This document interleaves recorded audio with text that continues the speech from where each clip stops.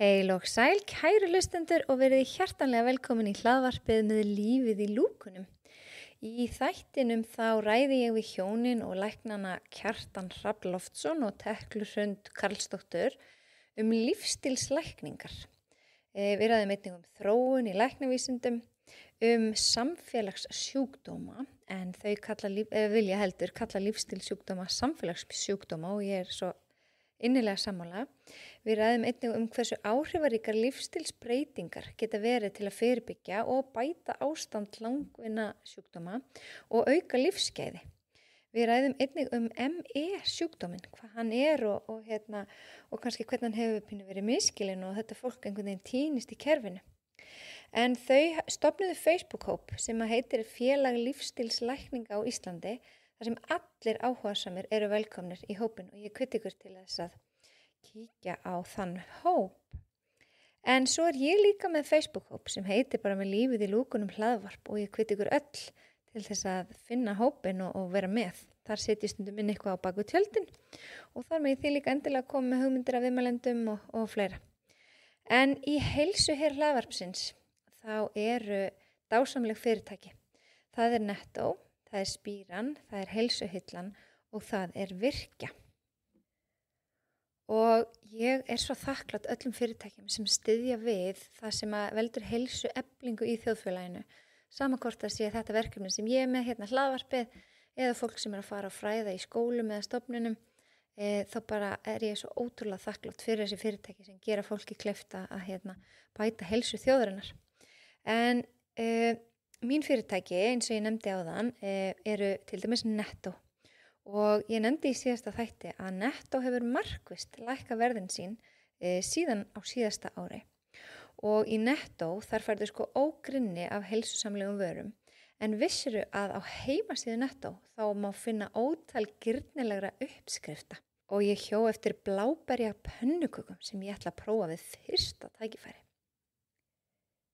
Virkja. Nú hef ég nýlokið grunnnáminu hjá Virkja og þvílíkur andlegur vöxtur sem hefur átt sér stað á skömmum tíma. Ég svo óendanlega þakklátt og ánægð að hafa tekið þessa ákvörðun að skrá mig í námið. Ég vissi nefnilega ekkert hvað ég var að fara út í en ég hlustaði bara á innsæð og ég uppskar meira hugrekki til þess að standa með sjálfri mér. Ég uppskar líka aukið þakklæti fyrir allt sem er og allt sem hefur verið og meiri meðvitund það hvert ég vel að beina athygli minni. Og það er eiginlega stærsta gjöfin. Síðan það Spíran og í hádeginu alla virkadaga boðið upp á fjölbreyttan matseðil, kaffi og bakkelsi fram eftir hádegi og síðan boðið upp á kvöldmat frá klukkan 5 til 8. Helgar svo opið frá 11 til 5 og þá hægt að koma í brunch. En matseðlinn þeirra breytilegur sem að þýðir að það alltaf eitthvað nýtt og ferskt í matinn á hverjum einsta degi. Og þú getur valið þér einn af réttum dagsins í hádeginu og kvöldin og þá fylgir með súpa ásamt uppáhöldu kaffi ef það borðað á staðnum. En einnig bjóða þau upp á vöfflur, kökur og ýmislegt bakkelsi sem lagað á staðnum. Og að lokum það Heilsuhyllan. Og ég verð bara að nefna Magnesium Sleep flögurnar og svona krem sem ég búin að vera að bera á mig á fæturna á kvöldin það grínast hvað þetta gott fyrir svefnin. Og það hægt að nota þetta í fótabað, bað eða jafnvel bara í heitabottin. Af því að magnesium eitt af helstu eða mikilvægastu steinefnunum líkamanns. Og það nauðsynlegt fyrir meðal annars eðlilega starfsemi hjarta, vöðva og taugakerfis. Og líkaminn, hann getur nefnilega tekið upp magnesium í gegnum húðina og þess vegna tilvalið að fylla á magnesiumbyrðirnar með því að bæta magnesium út í baðkarið eða heita pottin eða bara nærandi fótabað eftir erfiðan dag. Og eins og ég sagði áðan þá ég þessum fyrirtækjum svo ótrúlega þakklátt og fyrir að standa við bakið á mér. En nú ætlum við að vinda okkur í spjalldagsins og við höfðum svo margt að ræða að áður en ég vissi af vorum við næstu búin að tala saman í 2 klukkutíma. Þannig að annarkvort skaltu skella þér í góða fjallgöngu eða taka þetta jafnvel bara í 2 göngutúrum. Heyri, þá bara vindum við okkur í þetta dásamlega spjall. Gjörið svo vel.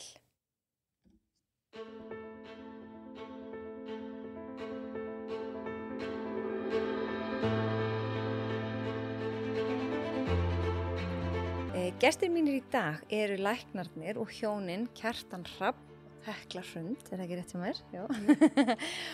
Sem hafa verið nokkuð áberandi að undanförnum með umræður lífstílslækningar sem mér finnst mjög áhugavert. Og ég ætla bara að segja verið hjartanlega velkomin og takk fyrir að gefa tíma til að koma. Ég frétti þetta 6 börn sem er þaðan, þannig ég veit að það er nóg að gera lífinu og starfinu.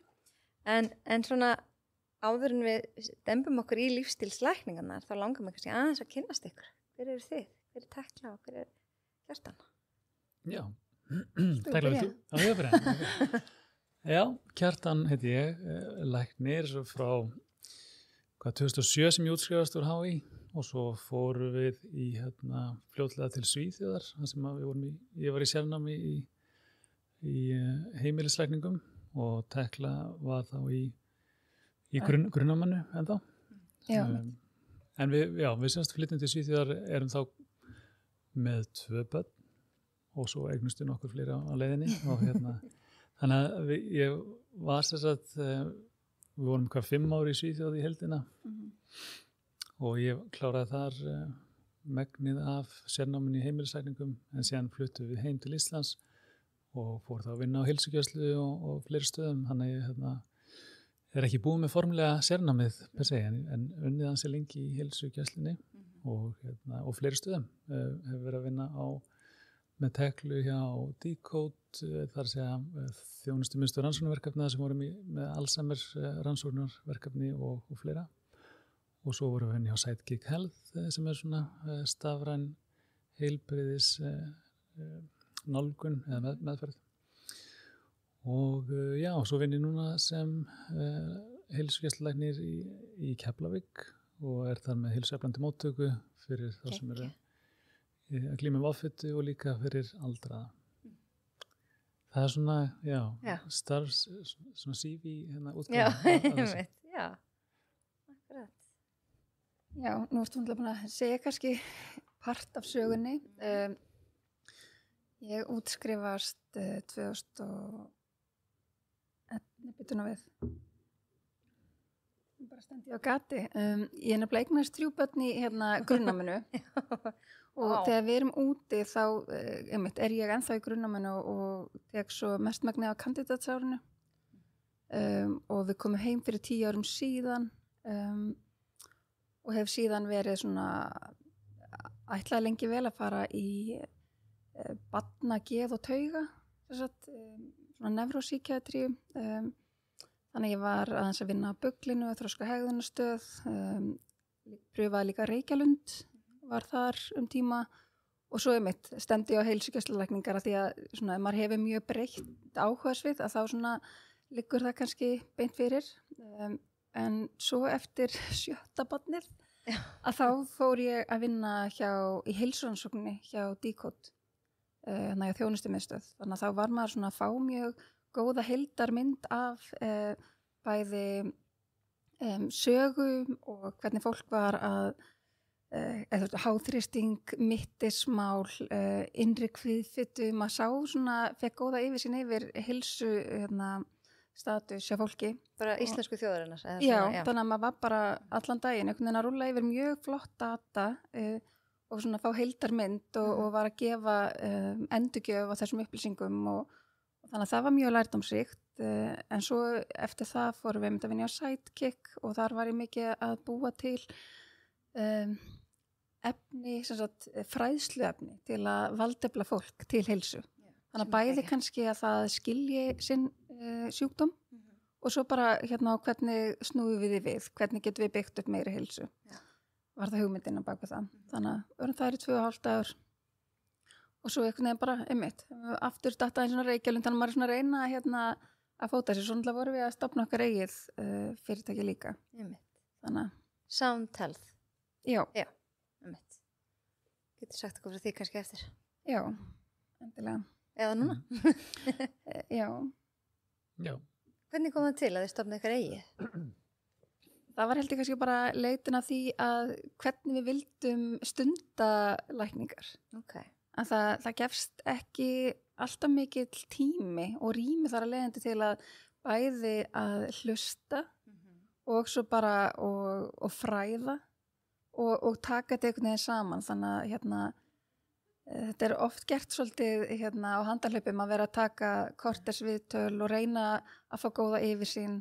Það er mjög erfitt, bæði fyrir læknina átta sig vel á hvað er í gangi kannski og eins fyrir þá sjúklingin að upplifa að læknir sé með á nótunum, hafi sé með allar upplýsingar sem þarf og svo framvegis og að upplifa að sé hlusta það, því þetta er svolítið á hraðferð. Já, þannig að við kannski vorum svona bara vorum að bíða svolítið eftir þessu í kerfinu. Ég held að við bíðum svolítið þegar við komum til Íslands fyrir 10 árum síðan, þá voru svona vonast til að hlutinni væru að fara að breytast meira, að fólk væri að fara að uppgöta hvað mikið á tækifærum í lífstíl, og svo gerast það kannski bara aðeins hægar heldur en við vonuðumst til. Fannst ykkur að þú voru Svíjar meðvitaður þetta en heima? Já. Það var búið að vera smá svona hreyfingi áttina að mataræðisbreytingum þar sko. Og í hvað átt? Það sem við vorum að skoða þarna úti var, og kynntumst, það var kallast LCHF eða LCHF og stendur fyrir low carb high fat, sem er ein leið af mörgum og skilaði rosa miklum góðum árangri. Ég var þarna að gera gæðaverkefni á sænskri heilsugæslustöð og fekk þá 3 einstaklinga til þess að sem voru nýgreindir með sykursýki og leiðum bara að horfa á vídeo sem útskýrði þetta, hvernig blóðsykur virkar og hvað við þurfum til þess að ná honum niður og allt þetta.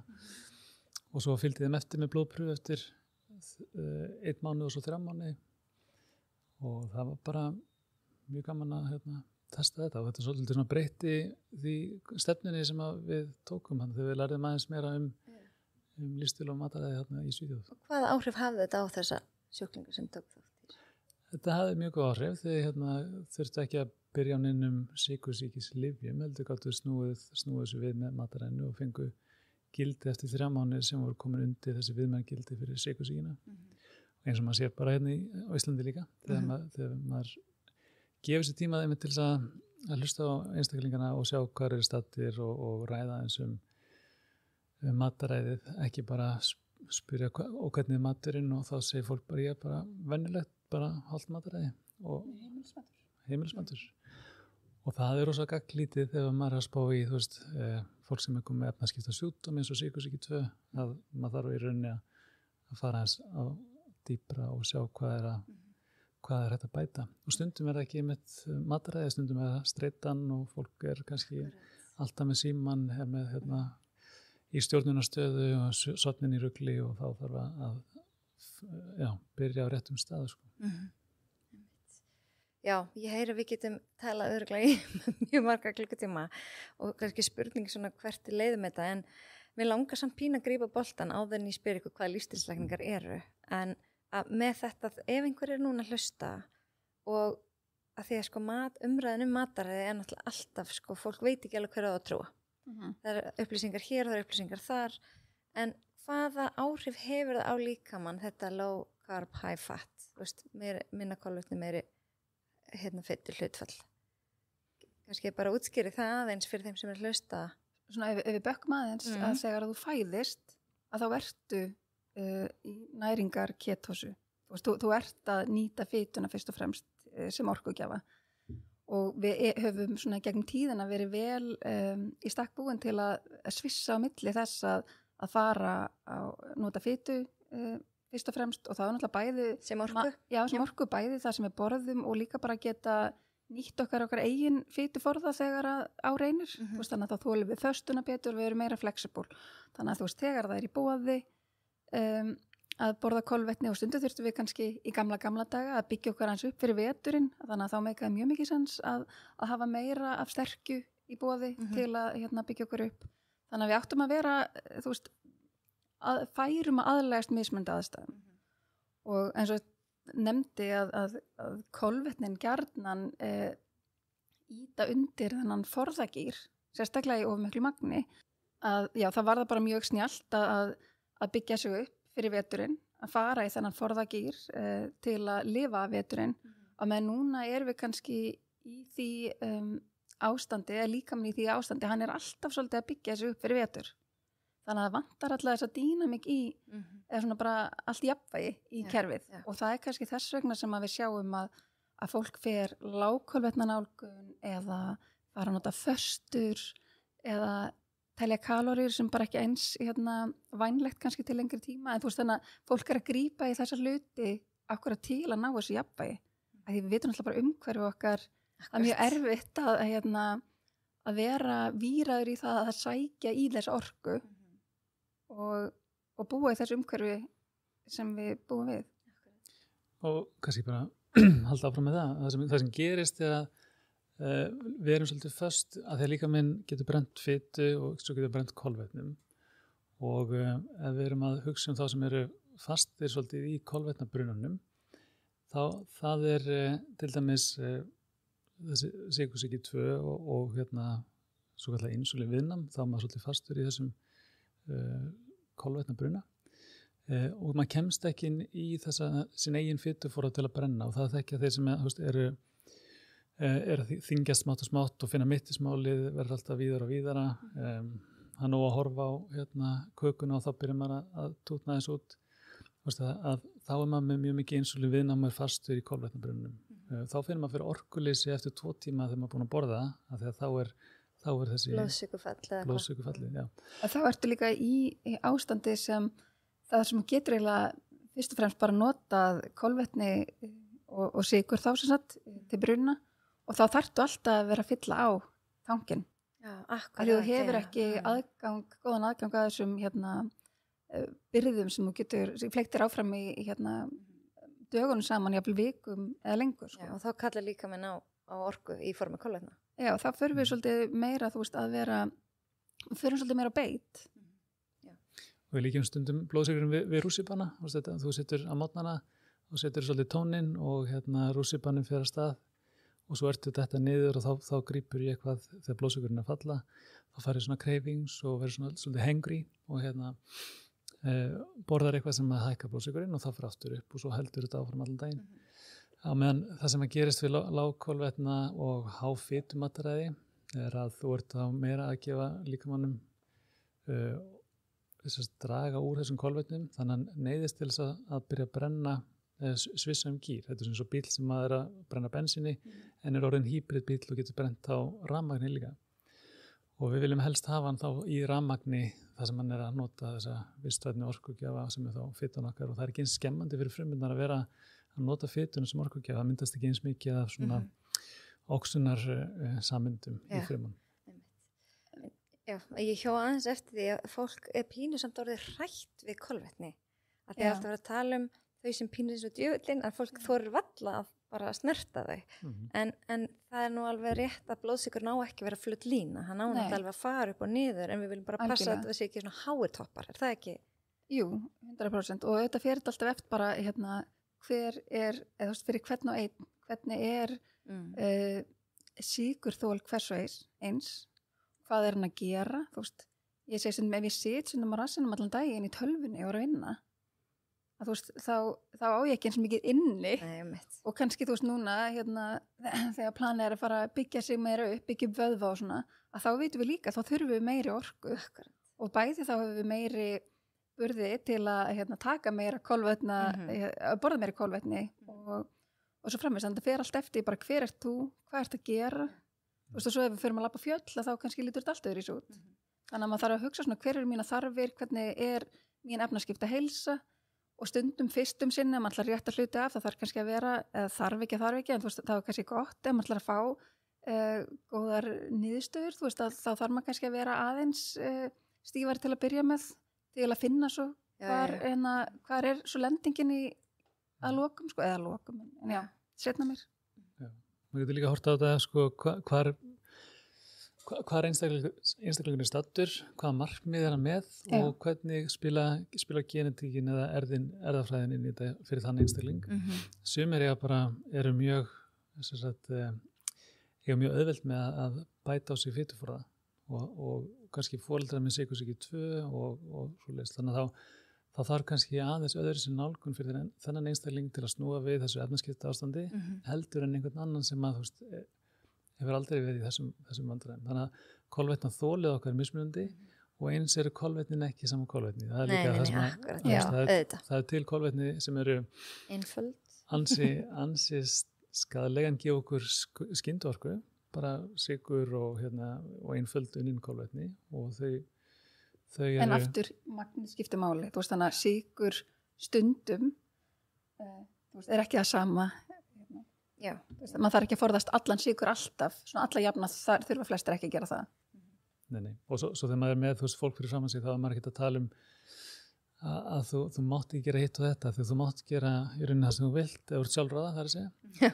Og þetta er meira, sko, hvað er hjálplegt og hvað er ekki hjálplegt. Og við þurfum kannski að tala að það sé svona 80% af tímanum, þá reynum við að halda máltíðanum góðum, en svo þó komi ein og ein svindlmáltíð, þegar maður leifir sér hans meira, þá er það ekki 100 hættunni. Og en svo þú veist, við tökum líka bara hver við stödd á jarðarkringlunni, að við erum frekar norðarlega, á meðan þeir sem að búa við Miðjarðarhafs, við miðbauginn, þau alast upp og er alltaf með sko öðruvísi loftslag, þau eru með öðruvísi birtu, sólarljósi sterkara, eru með hærra D-vitamin heldur en við og virðast þola betur þann mat sem að vex á þeim stað. Heldur en kannski við sem við veturinn, þá er ekkert eðlilegt fyrir okkur ef við hugsaum 100-200 á tilbaka að við séum með vímbur og banana. Þú veist, það er svona bara sem dæmi. Þannig að það er ýmislegt sem að ekki það sé eitthvað slæmt í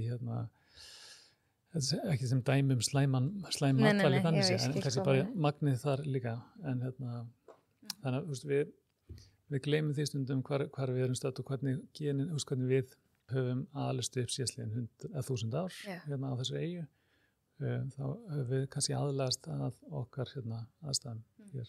En svo líka bara tími dags, hvenær þú borðar, hvernig er magaflóran, þú veist það er náttúrulega fullt af hlutum sem hafa áhrif, streitan á hverju sinni, þannig að og ef maður hugsar þetta kolvetna róf, þú veist það er náttúrulega bara að drekka sykur kannski það versta, og svo er náttúrulega sykur per se bara, þú veist, bara sykra bara nammi og svo förum við kannski þá út í meira gjör unnu kolvetnin. Þá ertu búin að taka trefjahýði sem að verið að vernda þig frá sko skellinum af sykrunum, þú erum að taka það frá, losa það frá, þannig að það er bara svona, þetta er nánast eins og hálfumeltur matur sem bara ratar rosa hratt út í blóðrásina, hækka blóðsykur hratt. Og blóðsykursveiflur, brattar og mikla blóðsykursveiflur er mjög streituvaldandi á kerfið. Að þetta er svo mikilvægt að halda blóðsykurum svona frekar jöfnum, ekki flötum en jöfnum, að það reynir rosa mikið á líkamann okkar að vera alltaf að reyna að beisla þannig blessaða blóðsykur. Og svo þegar hann fellur niður, aftur streita, og ef við höfum ekki einhverja sykurbyrði til að ef við höldum ekki áfram að borða, þá þurfum að píska þetta áfram með streitu til að hífa hann upp aftur. Þú veist, þetta er töluverð byrði á kerfið að vera alltaf í miklum sveiflum. Og svo fyrir við náttúrulega bara í þá sterkjuríkan mat versus trefjaríkan mat, trefjarík kolvetni, þú veist, þetta er alltaf á rófi. Þú veist, þannig að magn, samhengi og hversu unnið þetta er, skiptir öllu máli. Og kannski líka bara, maður verið að skoða frúkta svona svolítið mikið. Ávaxtasykur? Já, ávaxtasykur sem sagt, hann var einmitt þessi, hafði áhrif á þessa snjallvirkni hjá okkur að fara að safna forða. Þannig að ávaxtasykur á haustin, það hjálpaði okkur að bypassa svolítið efnaskiptin okkar til að fara í forðagýr. Við verðum til dæmis ekki sött á ávaxtasykri. Þannig að hann hefur engin áhrif á orkustjórnum, þannig að hann er alltaf svona viðbót, af því líkamann einhvern veginn er ekki alveg að greina hvað segir maður, svona inntöku þannig. Okay. Þannig að það er líka áhugavert og aftur, þú veist, ávaxtir er ekki vandamálið, en þegar við fyrir að fínvinna þetta í ávaxtanammi og svo aftur bara í hvítan sykur, því hann er bæði súkrósi er sem sagt glúkósi og fruktósi svona sameind, þetta er svona tvísykra, þannig að það er náttúrulega aðalbófinn sem að rugla svona í okkar orkustjórnun sem gerir það verkum að við verðum sísvöng og förum að beit og gerir það verkum að við höfum minni orku til að afnota því við erum bara reynilega í meira þessum forðagýr. Og björnin gerir þetta áður hann fyrir leggst í hýði, að hann fer og borðar mikið af fruktósa, þannig að þannig safnar hann sig góðum fitubyrðum til að geta farið í hýði. Farfuglinn sem ætlar að fljúga yfir Atlantshafið, hann borðar fullt af fruktósa áður hann flýgur yfir, til að hafa nógar orkubyrðir. Þannig að þetta alveg mjög snjöll, þetta make sense og þetta mjög sniðugt, þannig að líkaminn með svona góðan ásetning fyrir okkur. En við þurfum kannski bara aðeins að breyta umhverfinu, svona hvað skilaboð við erum að gefa. Við erum náttúrulega í allt öðru umhverfi en líkaminn þróaðist í. Já, einmitt, það bara vandamáli. Við erum bara svolítið náttúrulegs. Já. Það stöðut haust hjá okkur, svona uppskera. Við förum aldrei í veturinn, það kemur aldrei þessi tími sem erfitt að ná í matvæli. Og svo erum við alltaf mikið inni og maður flestir segir það og hreyfum okkur hans svo lítið og þú veist það er rosa lítill hvati til að viðhalda líkamlegum börðum. Auðvitað sér maður fullt af fólki íslenskum sem eru mjög duglegir á því sviði en svona flestir allavega jafna, þú veist, erum við ekkit rosalega dugleg í þeim flokki. Þú veist, að hreyfa okkur meinar eða? Já, þú veist, við flestir sitja kannski of mikið og þó svo við hreyfum okkur að þá það líka bara hefur það slæm áhrif að sitja svo restina af deginum. Þannig þurfum vera meira á hreyfingu. Já, yfir daginn. Já, kannski það aðalega minka kýrsutuna. Það er standandi skrifborð, drekka mikið vatni og það sett alltaf að fara á klóstu og pissa og já, það er alls konar triks. En svo bara, þú veist, var hann til að svona taka fram með mataræða, þú veist, þá erum við, þú veist, við kynntist þessu low carb high fat og vorum að skoða það og bendum okkur þá í rannsóknir varandi ketogenisk mataræði og lágkolvetna og allt þetta. En þar með sagt erum við ekki, sko, erum við ekki á þeirri blaðsíðu að það sé eina mataræði sem að hendar fyrir alla. Og það er mjög mikilvægt að vera ekki endilega í einhverjum skonar mismunandi slagsmálum það hvaða mataræði sé best. Heldur er þetta miklu meira að sníða hverjum einum og vita hvað er hjálplegt og hvað er ekki hjálplegt. Þannig að fólk þarf svolítið bara að gera tilraun á sjálfum sér. Já, og hvetja fólk svolítið til þess bara að, ef þú borðar seriós í morgun, bara hlusta á það einn líka, hvernig líður þér, verður þú svangur, fljótlega aftur, eða stendur þetta vel með þér, hvernig er orkan yfir daginn, þú veist, það er eftir þetta, við getum mælt alls konar, en aðalega kannski læra að hlusta á einn líkama, hvernig við líðum, hvert að orkan sé jöfn yfir daginn og svo framvegis. En hver er það skilgreiningin á lífstílslækning? Er til einhver formuleg skilgreining eða hvað eru lífstílslækningar? Jú, við stofnum þetta félag lífstílslækninga á Íslandi. Akkurat. Og það var í samstarfi við breska félagið og British Society of Lifestyle Medicine heitir það. Og þar eru þau mjög virkið því að hóa saman svona bæði til að búið til evrópskt samsafn af lífstílslæknafélögum og búa til skilgreiningar fyrir þetta og það er til dæmis skilgreining fyrir lifestyle medicine en það er alveg svolítið hálfblasi til að lesa þetta. En í ykkar orðum bara? Þetta er sérst vísindalega studd nálgun til þess að styðja fólk við að byggja upp og viðhalda góðri heilsu hvenær sem er á ævinni. Þannig að frá því fæðist og það til að þú ert 100 pluss. Akkurat, þannig að kannski svolítið að valdefla fólk þannig að þau geti tekið ábyrgð á eigin heilsu. Já, valdefling, fræðsla og hjálpa fólki að fá bara tækifæri og tól. Og svo er inn í þessu, þú veist, að bæði þetta er, þú veist, ætlað til þess að fyrirbyggja sjúkdóma og líka til þess að nota sem hluta meðferð við hina á þessu sjúkdóma, eiginlega alla langvinna sjúkdóma og svo er þetta líka að hugsa til þess að snúa við hreinlega og þá setja svona langvinna sjúkdóma í dvala. Akkurat. Og svo byggir þetta á svona 6 stoðum og við kannski erum svona skilgreinum stoðurnar bara eiginlega mjög svipað og hinn samtökin nema það er einn dálkur sem við höfum aðeins svona víkkað hvað sá svo stóð inniber. En við notum þetta kannski sem inspirasjón en maður getur endalist verið að velta því fyrir sér hvernig þessar stóðir eiga að líta út. En viljið fara yfir þær kannski? Já, eins og við setjum þetta upp og þetta er ennþá svona í vinslu að innsigla þetta, þú veist, fyrir félagið okkar, fyrir þá lífstílslækning fyrir á Íslandi. En þá svona tillagan sem er í vinslu núna, þú veist, það er þá tengsl og tilgangur bara þessi raunveru existential vera okkar, bara að fá að leggja okkar til mörkum í samfélagið og vera partur af hóp og upplifa maður tilheyri og svo framvegis. Og þetta er náttúrulega tengsli sjálfa sig, aðra, þú veist, bara sem skiptir rosalega miklu máli og að finna þetta að maður hafi value inn í kerfi og það held ég við megum gera betur í okkar samfélagi.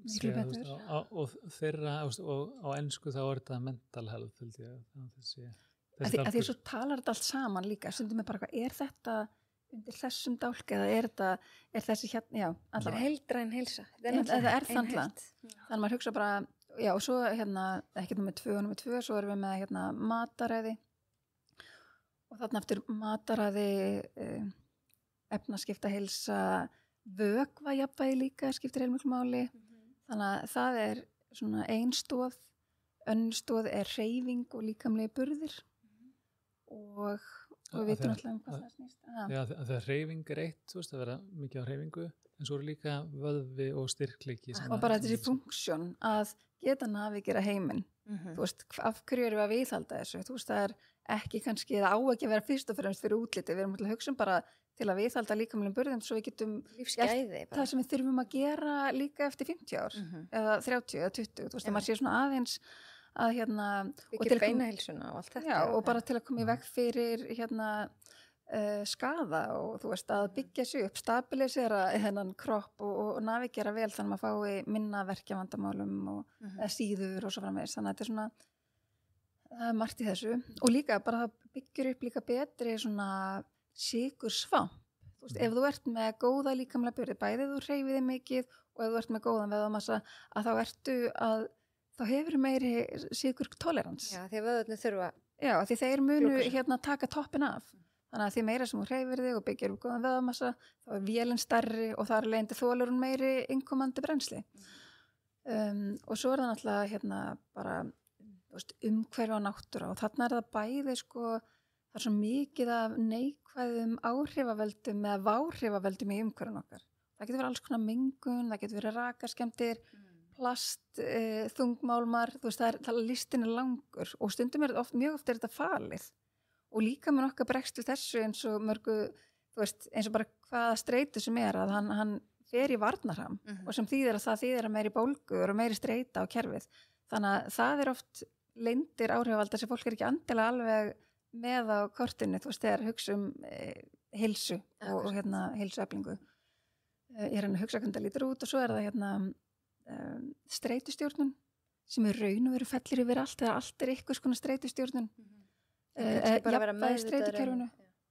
Af því að þú veist, mataræð hefur heilmikla, eins og ég sagði áður með blóðsykursveiflurnar, hefur heilmikla áhrif á streitu. Þannig að streitustjórnun það er bara, en það er líka kannski þetta að því við erum alltaf það er endalaust áreiti að við lærum að finna tíma fyrir endurheimt, finna tíma fyrir bara þessar pásur inn á milli, þannig að það sé ekki stanslaust áreiti og það skipta svo miklu máli að því að til að þola alla streituna í lífinu í dag að þá þurfum við að hafa þetta jafnvægi, þú veist, við byggjum okkur ekki upp nema við fáum endurheimtun á móti.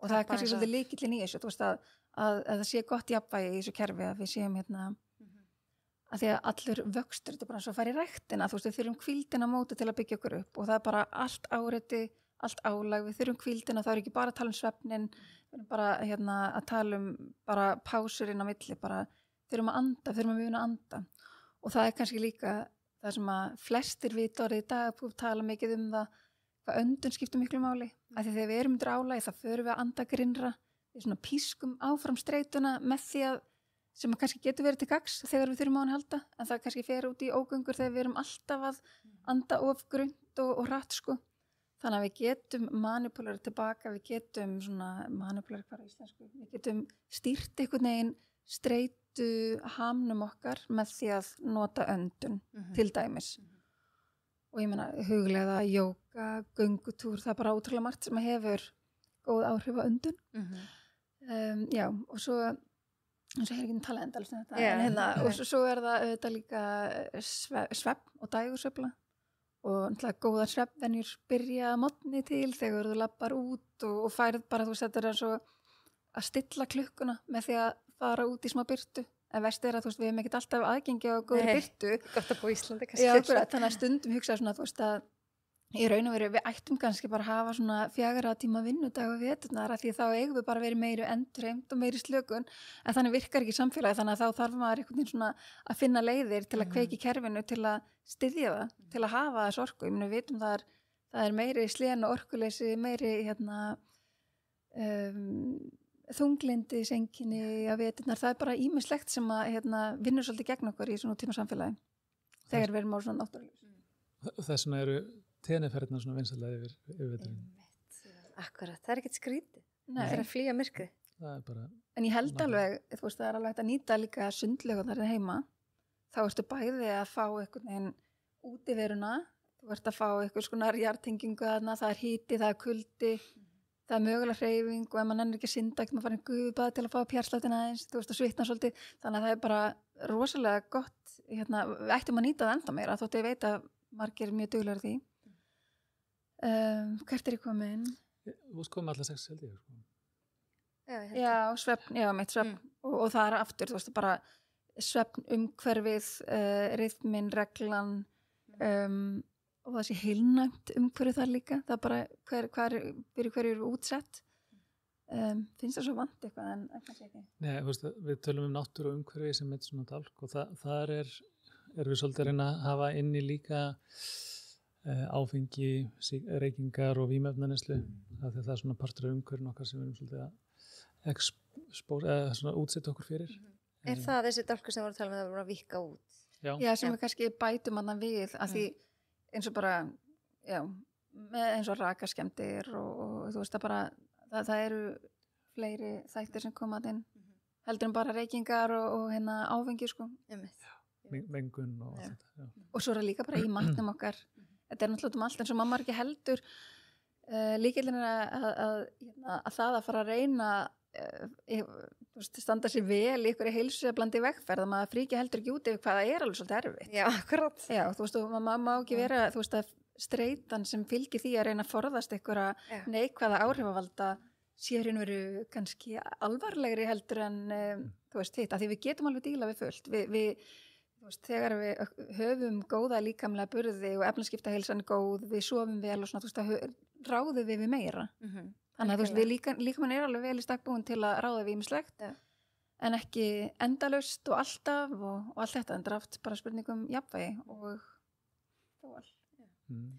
Ég kalli þetta oft bara að leggja inn í heilsubankan. Já. Þú veist, ef við erum alltaf með einhver góða venjur, þannig við erum einhverjum einasta degi að leggja inn í okkar heilsubanka og þá erum við tilbúinir til að taka móti einhverju. Akkurat, og ef maður er í svona slæma efnaskiptaheilsu eða rosa mikið sykursveiflu, þá er hann sem að sé með rosa, hvað maður sagt svona... Háan yfirdrátt. Eða ömmitt. Já, þetta er ekki vextir núna, já. Algjörlega. Já. En í hverju felst á ykkar starf svona helst í dag? Þú talaður að þú er með móttöku svona fyrirbyggjandi eða hvað? Eða heilsu... Jú, það kallast heilsueflandi móttaka. Eflandi móttaka, já, mér finnst það frábært. Endilega segja mér frá því. Sko, þetta er þá þverfaglegt samstarf læknir, hjúkrunarfræðingur, næringarfræðingur og sjúkraliðar hjá HSS í Keflavík og þar erum við búin að vera, sko, forgangsröðun er þeir sem er að glíma við mikla offitu og erum þá að vinna með þeim einstaklingum í að hjálpa til við lífsstílinn og er þá fylgja eftir með blóðprufum og þyngdarmælingum og annað slíkt en þannig það er svona hópur sem að við erum að reyna að sinna aðeins betur þar og svo er að heilsueflandi móttaka fyrir aldraða, það er snýr kannski meira að það sem er hjúkrunarfræðingur og næringarfræðingur líka og læknir en þá erum við að skoða bara hvernig staðan er með lyfin, viðkomandi komin á 2 mismunandi samheitalyf sem áttu að vera bara 1 og allt svoleiðis sortira út, fara yfir blóðprufur og líka bara félagslegu virkni, að fara yfir hvað er í gangi hjá viðkomandi, er hann það er hann svona social prescribing eins og kallast komast aðeins út úr einangrun. Hvernig finnst ykkur að hafa gengið eins og með offitu sjúklingarna? þetta snúast við? Geta allir snúa við blaðinu? Hægt að, hvað kallar þetta? Jú, ég meina það geta allir lagað heilmikið og bætt heilsuna og það sem við erum líka að horfa svolítið mikið á bara lífsgæði og líða betur. Þannig að þyngdartalan, hún ekkert að segja okkur mikið hvernig fólki líður eða hvort efnaskiptaheilsan sé í lagi. Fólk einblínir oft svo mikið á það. Já. Þannig við setjum bara fókusin á að byggja upp góða heilsu þar líka og þá að breyta venjum og heilsuhegðun og svo erum við með þá aðgengi að sálfræðingum líka. Já, það þarf stundum að fá bara víðara samhengi, reyna að bæta andlu hliðina líka. Það var einhver sem kom að viðtali mann ekki hver að taka svo mörg en þá var verið að tala að það var svo rosalega oft einhver áfalla saga hjá fólki með mikilvæg ofþyngd. Já, og það held ég að þeir sem að hafa unnið með þennan málaflokk lengi eins og Erla gerður það hef ekki bara verið hún. Já, og kollegi minn í Keflavík, Guðmundur Freyr, að það bara yfirleitt þannig það mjög oft það er náttúrulega mikilvægt að vinna með andlegu heilsuna samhliða og félagslega. Og svo hugsa maður líka að það sennilega auðveldara að vinna með hana ef að efnaskiptin fari aðeins betri farveg, þótt að það sé verulega svona áskorun í þessu samhengi en að þá líka komið sprotnar upp nokkra svona klínikur í Harvard og Stanford og fleiri stöðum sem að snúa því að bæta geðheilsu með efnaskiptafókus, metabolic mental health og þá sér maður það að bæði kvíði þegar okkur líður betur þegar orkan meiri að þá auðveldar að takast á við lífið. Hvað svo sem liggur þarna í grunninn og ekki að segja það lækni allt en það flestum það auðveldar að taka fyrsta skrefið kannski þegar líður. Já, eða fá svona rými, svona headspace eða rými til þess að geta unnið með það. Það er eiginlega, kannski, býr þótt að það sé áhrifavaldur, að þá er hann ekki, þá er þetta margir, þetta er alltaf marglega. Já, akkurat. Þannig En svo er ég líka bara með venjulega heilsugæslumóttöku þarna í Keflavík og vinn þarna og svo erum við að vinna með þetta nýja konsept, lífstilslækningaklínik sem við opnum í fyrra. Hvað leitar fólk til ykkar helst með það og þangað? Hvernig aðstöðu því? Kannski verið svolítið blandaður hópur en af því að ég kannski glemt að segja það svo sem áðan að ég er búin að vera síðan 2019 í svona félagi þetta heitir EMERG European ME Research grúpa og klínisk grúpa sem við hittumst reglulega í London, alls konar bæði sérfræðingar og sumir eru bara að skoða magaflóruna meðan það er bara öll flóran. En allt sem tengist á ME? Já, ME er síþreytu. ME er svona réttar að nota en það er gjarnan nota líka orðið síþreyta.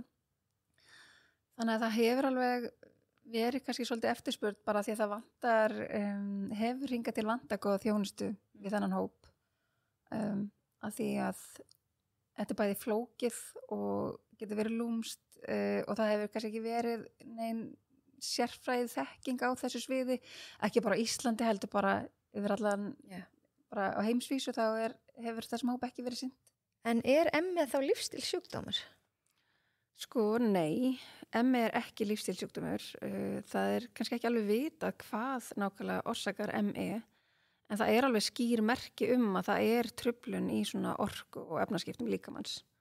Og það sem náttúrulega bara fruminn að lenda í erfiðleikum með að umbreyta matnum sem við borðum í góða orku fyrir bara alla starfsemi.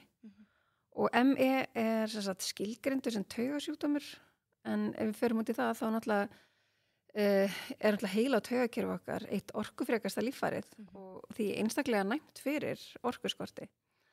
En annars er oft talað ME sem síþreyta eins og kannski nefnt og einnig kalla chronic fatigue og lykileinkenni ME sko örmögnun eftir álag eða eitthvað sem að kallast á ensku PEM eða Post-Exceptional Malaise. Þannig að það svona þegar að fólk fer út fyrir sinn orku ramma eitthvað en fara að borga fyrir það, annarkvort stundum samstundin sem oft verða kannski bara jafnvel daginn eftir og kannski einhverja daga þar eftir eða vikur. Okay. Og hættan þá kannski það sem að getur reynst fólki erfitt ef við erum að þenja kerfið umfram langt umfram kannski kapasitet að þá hættan að kerfið læsist ennþá meira í þessum orkusparandi ham og það svona það sem maður vill koma í veg fyrir, maður vill finna hvar liggur þitt baseline og hvaða áhrifavalda, hvað getum við unni með til að svona þenja kerfið á innan hóflegs hvað sem var skynsamlega marka. En þeir sem hafa greinst með ME geta þeir ég veit ekki hvernig maður orðið það en losna við sjúkdóminn eða ertu bara betri og misgóði kaflar? Það eru alveg dæmi það sem fólk nær sér ansi vel og kannski það sem að gæti talið vera bara svona full functioning þannig séð sko. Og þarna held ég aftur að það sé alltaf spurningum að við lítum í nógu mörg hot, skilur að það sé ekki eitthvað breyta sem við erum ekki að ná að koma auga á. Að ég held að þeim fleiri þætti sem við náum að tækla, þeim vænlegri, þeim meiri orku getur við einhvern veginn losað fyrir einstaklingin að nýta sko. Þannig að eins og þú veist, ef það eru hlutir eins og rakaskemmdir eða eitthvað þvílumlegt sem þú kannski býrði við eða það eitthvað í þínu umhverfi sem stöðugt að þreyta kerfið að þá verður það nánast vonlaust ef þú ætlar ekki að taka einstaklingin úr aðstæðum. Okay.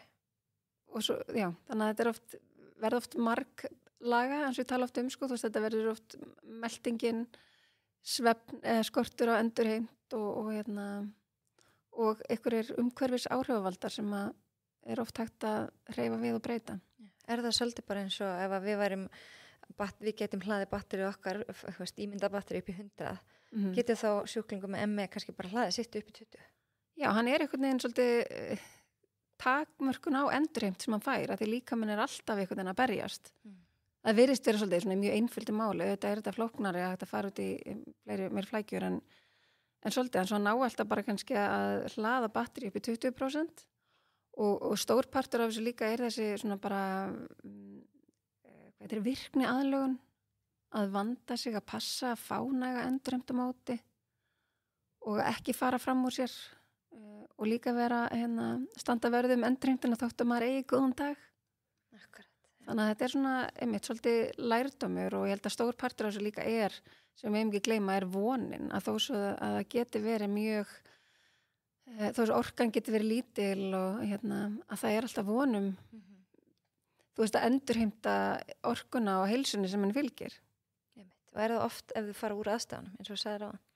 Stundum það partur en eins og segið þetta bara og ég meina það náttúrulega bara að skoða alls konar lyf og auðvitað getur það, held ég að það geti vel verið partur af því að hífa fólk upp og eitthvað svona hækja inn í betri jafnvægi sko.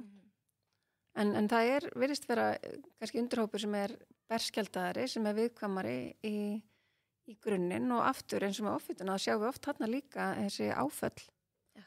Þannig að það bara svo margt sem getur trekt taugakerfi okkar og haft áhrif á bara hvernig við erum, hvernig grunnstillingin okkar og eins og segi vandamálið ofan á það hvernig einstaklingar svo tínast í kerfinu og fá kannski ekki nógu góða hlustun og vonum að það sé hægt að gera eitthvað í þessu. Af því ég held að það sé nokkuð víst að flestir sem eru með ME í dag eru ekki með greininguna ME. En vissulega Akureyrarklínikin nýopnuð og þannig að það stefninga og verði mikil breyting í þessum málum að fólk fái hlustun og fái utanumhald sem að þarf að þetta akkurat á þeim tímum sem að einstaklingurinn þarf hvað mest að hvað segir maður bara svona bara þjónustu mikið að halda, þú veist að hann sé ekki skilin eftir einn einhvern veginn. Eins og segja týndur í kerfunni. Já. Þannig að, já, ég held að það sé svona, en annars er þetta náttúrulega efni annað podcast, bara þetta þema, sko. Og svo held ég líka að fólk lendi í vandræði með að greina hvað er burnout versus hvað er ME og ég held að sé stundum alveg, þú veist, þetta er alveg samsláttur þarna milli líka, sko.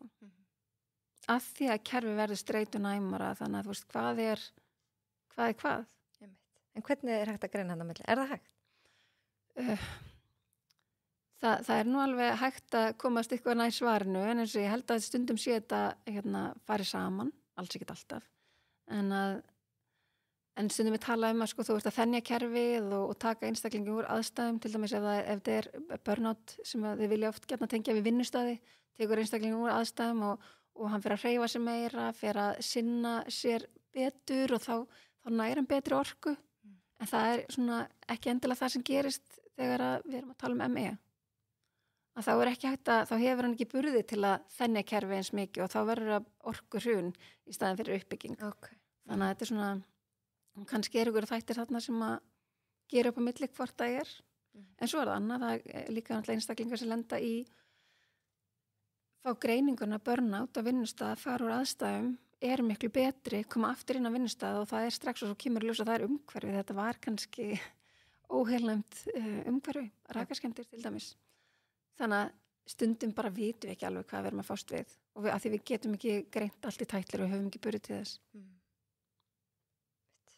Áhugavert. Þetta er flókið en áhugavert og einhvern veginn bara hvernig þessi svona kerfis, svona system biology, hvernig það talar allt saman endalaust, sko. Já, ég var að bakka og byrja að tala um hvað er lífstílslækning, en hvað er lífstílssjúkdómar? Já. Að því mann finnst það svolítið svona sorglegt líka að vera að hengja þetta á einstaklingin, að því að það er ekki einstaklingurinn sem er í sjálfu sér vandamáli, þetta er samfélagssjúkdómar. Já, en hins vegar það getur einstaklingin breytt sínu nær umhverfi að meðan við erum að bíða eftir betri heim, betra samfélagi, þú veist, það getur, þannig að það líka undirstrika það að við erum ekki bara bíða eftir ykkur annar taki á skarið og breyti, þú veist, við getum breytt sjálf. Ég meina þannig að maður getur bæði spurt sig með lífstíls sjúkdóma því þá er svolítið ábyrgðin verið sett á einstaklingin og svo fær hann svona bitlaus ráð oft og svo tekst honum ekki að betrum bæta. Með skömm og enda verið streita. Þannig að skömmin, vonleysið og þá skil maður vel að einstaklingar snúa sig til heilbrigðiskerfisins og treysta sjálfur sér ekki fyrir sin eigin heilsu. Og auðvitað á maður að treysta, þú veist, þetta á að vera eitthvað millivegur þarna.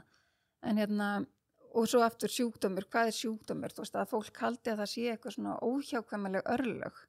Þessi lífstílssjúkdómar sem eru kannski það bil svona flestir sjúkdómar sem tengjast einhvern veginn lífstíl með beinum eða óbeinum hætti. Men er ekki talað um 80% af öllum sjúkdómum séu lífstílstengdir? Jú, kannski ríflega það, en 80% af útgjöldum í heilbrigðiskerfinu er að sinna og þú veist, já, sjúkdómar sem eru ekki smitbærir, það segja sjúkdómar aðrir heldur en smitsjúkdómar, það hefur verið talað um þá sem svona nósokómíalega, ekki smitsjúkdóma, að það eru megnin til mjög flestir lífstílstengdir einhver leiti, þó svo það sé til erfðasjúkdómar og það til, náttúrulega, maður getur fengið lent í slysi og fengið áverka og svoleið. En hinn þú veist, það er háþrýstingur, það er sykursýkin 2, það er sko, svona þvagsýrugigt eða hjartaæðasjúkdómar að miklu leiti. Þannig að, en svo spilar þetta alltaf saman, það er að segja lífstílinn pluss genin og þó sért með einhver genamengi og það er mikið í ættininni, þá samt ekki þar með sagt að þín örlögu er að fá þennan sjúkdóm, heldur það er hægt að ofta að vinna með það, með lífstíl. En aftur, veistu, að lífstíl sjúkdómar, við myndum verið að reyna hvernig er hægt að breyta sig yfir í samfélagstengda sjúkdóma, þú veistu, nafninu til. Já. Það er örgulega markmið það verður markmið næstu ára. Og svo er að tala um eins og Alzheimer og það sé líka tengt lífstílnum okkar. það bara marga greinar sem hafa komið út sem að sýna það að það þetta að fyrirbyggja sko heila bilun og þá sko Alzheimer einn stærsti flokkur þar en það líka til heila bilun vegna þess að það æðatengdir eða lélegt blóðflæði upp í heilan og þannig að hægt að fyrirbyggja eitt þriðja eða jafnvel meira af þessum tilfellum með lífstíl og það var ekki bara mataræði heldur, það var að tala það tala allt upp í 70% hægt að fyrirbyggja. En svo það líka umhverfi okkar. Ég meina, ef maður býr, þú veist, það getur verið rakaskemmdir, það getur verið alls konar sem að hefur neikvæð áhrif. Þannig að við þurfum að hafa uppbyggilega næringu sem veitur okkur, þú veist, gefur okkur það byggingareiningar og góða orku sem við þurfum og svo, þú veist, að verja okkur einhvern veginn fyrir eins vel og við getum án þess að það stressa okkur ómikið fyrir þessum neikvæðu umhverfisvöldum. Ég hef verið svo heppin að ég fæ að halda reglulega fyrirlestra í fyrirtækjum og sem heitir mitt bara með lífið í lúkunum eins og hlaðvarpið mitt. Og þá ég mitt bara svona svolítið að benda fólki á hvað það getur gert, þú veist, hvað það getur tekið í eigin hendur, því það fullt sem við getum gert. Og þetta að þú þarft ekki að gera allt í einu, heldur bara veldi eitthvað eitt til að fókusa á. Og sama hvað það skiptir eiginlega máli, það fer að hafa jákvæð áhrif og smittar oft út frá sér. Þú veist, ef þú bætir bara félagslegu heilsuna, ef það það sem allar að fókusa á, þá kannski kemur meiri hreyfingin í og því þér farin að líða betur, þú fyrir kannski út í göngutúr með einhverjum til þess að virka félagslegu heilsuna og hreyfingin jafnvel, það kannski ferð að sofa betur og þegar þú sefur betur þá kannski verður blóðsykurinn jafnari og þú borðar aðeins hollar og þetta bara svo margt og eins og með streituna, með hún svolítið rauði þráðurinn í rosalega mörgum heilsu, hvað segir maður, fólk sem að missa heilsuna, þá streitan oft svo ótrúlega stór þáttur. Já, ég hugsa það eins og, þú veist, ef maður að kjarna þessar grunnstoðir, að þetta eru grunnstoðnar allar þær sem að byggja upp, þetta allt sem bara út frá okkur grunnþörfum. Þannig að ef að grunnþörfum okkar ekki alveg mætt, ekki alveg, ef þeim ekki vel mætt, að þá það eins konar streita. Hvort sem hún sé existential eða svefnleysi eða hvað sem það og þegar við pössum ekki upp á þessa grunnþætti að þá náttúrulega smitar það yfir líka bara á félagslegu streituna til dæmis, ég fekk rosa mikinn áhuga á ósérhæðu taugakerfinu eða autonomic nervous system fyrir kannski, ég veit ekki, 15 árum síðan eða eitthvað að því ég komst að því sjálfa ég væri með svona svolítið aukin eða var svona dett úr slög stundum og svoleiðis, þannig að ég var með svona aukin parasympatic tónus í kerfinu og fór þá svona svolítið að grúska í því, skoða. Og það sem að sýna sig að hamurinn eða svona hvernig við erum stilt í þessu streitukerfi okkar í autonomic nervous system, að það hefur áhrif á bara hvernig við skynjum allt umhverfi okkar. Það hefur áhrif á meltingun okkar, hefur áhrif á svefnin okkar, hjartsláttinn, öndunina og svo hefur það áhrif á félagslega færni. Þannig að þegar við erum undir miklu álagi þá verður hún aðeins slakari. Maður veit bara sjálfur, maður á það til að vera frekar asnalegur stundum ef maður stressaður, þú veist, maður segir eitthvað öðruvísi eða maður hvílir ekki alveg vel í sér, Þannig að þetta fannst mér svo áhugavert að þess vegna einmitt og hvað þetta skiptir miklu máli og maður skýr úrvinnslu vandi og hvernig við bara, það svo margt sem þetta hefur áhrif á. Þetta hefur bara all okkar skynjun á lífinu. Ég veit að fólki fellst oft, fallast oft hendur af því að þeim finnst þetta svo yfirþyrmandi, þetta er svo mikið sem það þarf að hugsa en það rosalega flott mitt bara að kannski, ef maður kannski fæ bara mynd hjá okkur af þessum 6 þáttum og þá velur sér bara einhvern einn til þess að byrja að fókusa á af því að það skiptir, eins og ég sagði það skiptir ekki alltaf máli hvar maður byrjar einmitt og smakir þetta stórt. Já, og líka bara, þú veist, ef þú ætlar að gera of mikið að það bara vita það að líka minn mun ekki þakka þér strax. Nei. Þú veist, þannig hann mun aðeins svona spyrna á móti og bæði, þú veist, líka minn og hausin á manni, þú veist, að því mann finnst það ákveðin, svona öryggi því að hafa ykkur að festu, hvort sem hún sé vænlega eða ekki.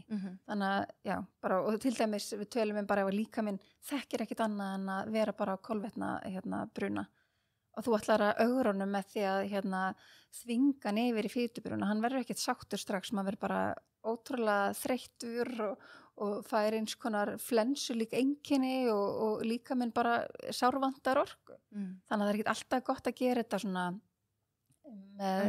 á hnefanum og allt í einu, þetta er svona aðeins að já, en allavega það bara að muna það að ef maður ger of margt í einu að þá getur nett og útkoman verið bara ómikil streita, þannig að maður þú veist, þannig að það verður ólíklegra að það verði venja sem að sé að þú sést að fara að taka með þér áfram sko. Og svo er þetta að horfa á hringinn og ef það velur sér eitt þá er þetta að gera svona mat metur bara sjálfur, hvernig eru hinir þættirnir í þessum hring, stóðirnar fyrir heilsu, og þó fókusir bara á einn hlutin, að svo ef þú metur þig síðan eftir 2-3 vikur og metur aftur hina þættina, þá hafa þeir yfirleitt batna líka, þetta smítar yfir á alla þættina. Það er líka bara mataræði hefur áhrif á svefn, hefur áhrif á streitustjórn, þannig að þetta bara tengist allt eins og þú varst að segja. En sko, nú erum við svolítið búin að vera að tala þú veist, hvað fólk getur gert til þess að, þú veist, bera ábyrgð. En hvað getum við gert bara til þess að snúa við þessari þróun í samfélaginu? Já. Hvað erum við að byrja? Það er til dæmis, myndum við vilja sjá betra og kannski, ef við hugsa bara matvælin og aðgengi að og kannski, það er nokkur hlutir, það er hversu samþykkt það er í umhverfinu okkar að vera með sykur og sætindi og gjörunin mat.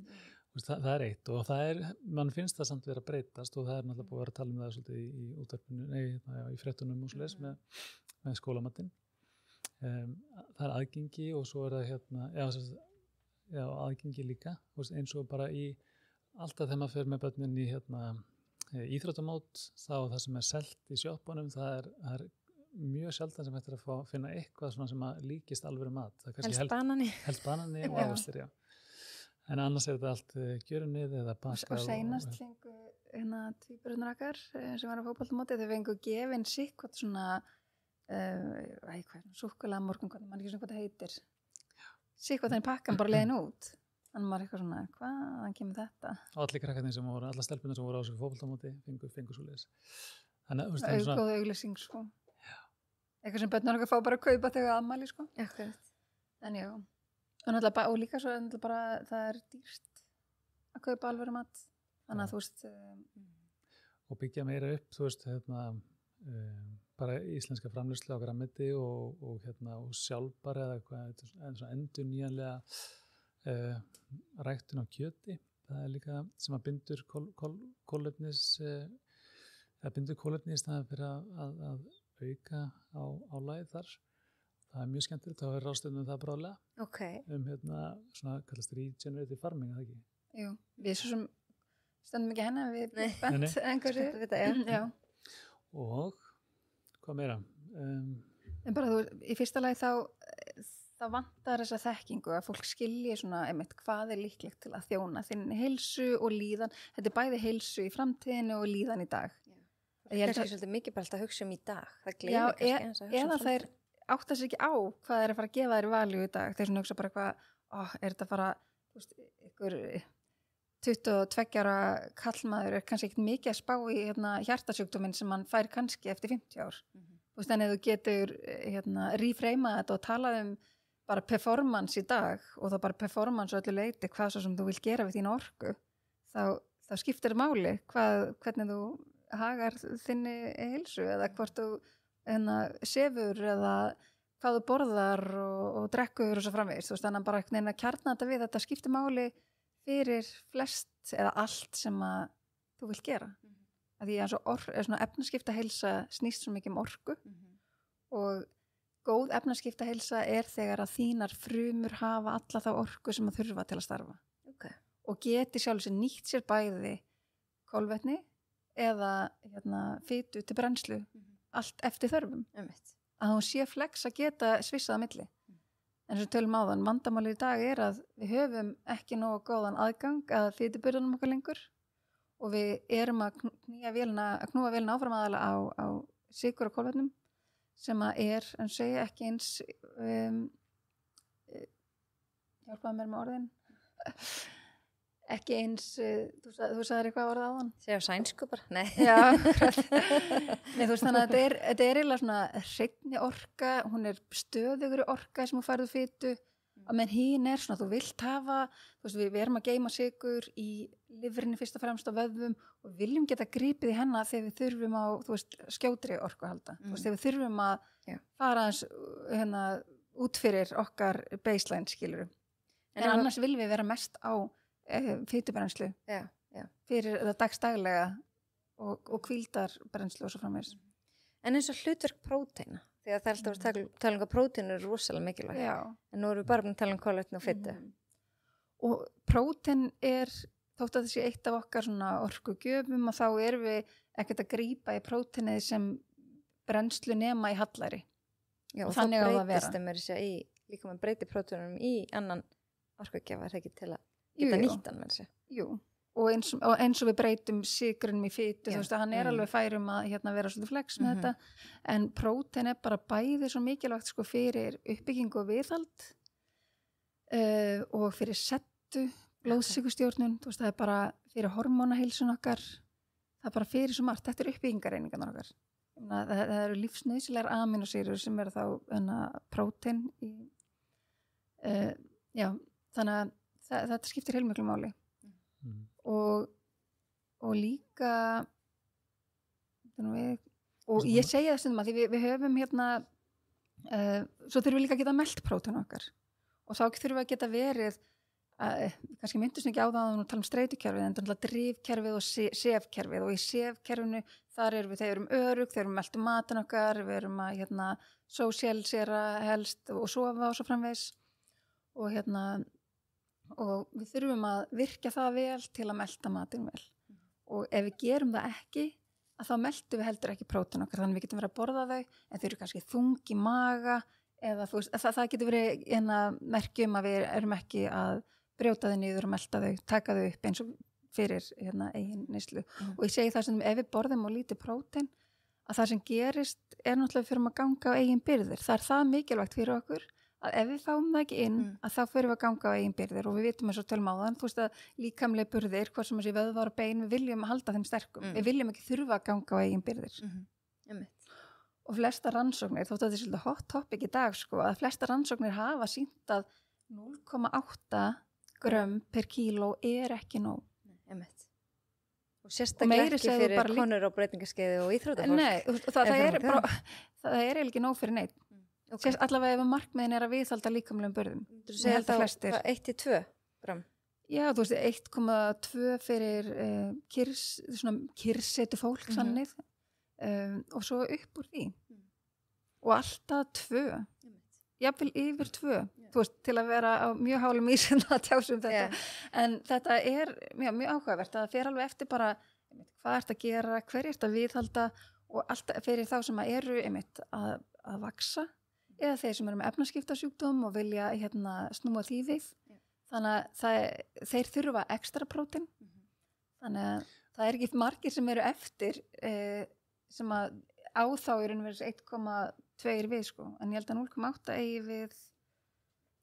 engan sem vil viðhalda burðum allavega Nei, og svo bara ágætt að taka minna sig á það, þú veist að hvað er þessi prótein sem við erum að tala um? Er að tala um próteinduft eða er að tala um hvaðan kom þessi prótein? Helst frá mat. Og já, við viljum helst einblína bara á matinn sjálfan, að fá prótein þaðan og ef við erum að hugsa ef við tökum bara reiknindæmi, 80 kílóa manneskja, við erum að tala um þá allavega 1 gram af próteini per kíló.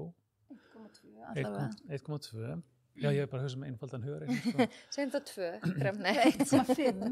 1,5 sem er kannski svona meðal. Já, þá ertu með 80 plus 40, með 120 gram af próteini þá yfir þann dag og það er alveg challenge fyrir langflesta að koma því inn í mataræði, vegna að 100 gram af kjöti og kjúkling er cirka 20% prótein. 20-25, það verður svolítið eftir hvernig fitumagna og svona. Það er bara að borða egg og skyr og bönir og alls. Og veistu hvað þarf mörg egg til að fá 120 gram? Nei, hvað er mörg?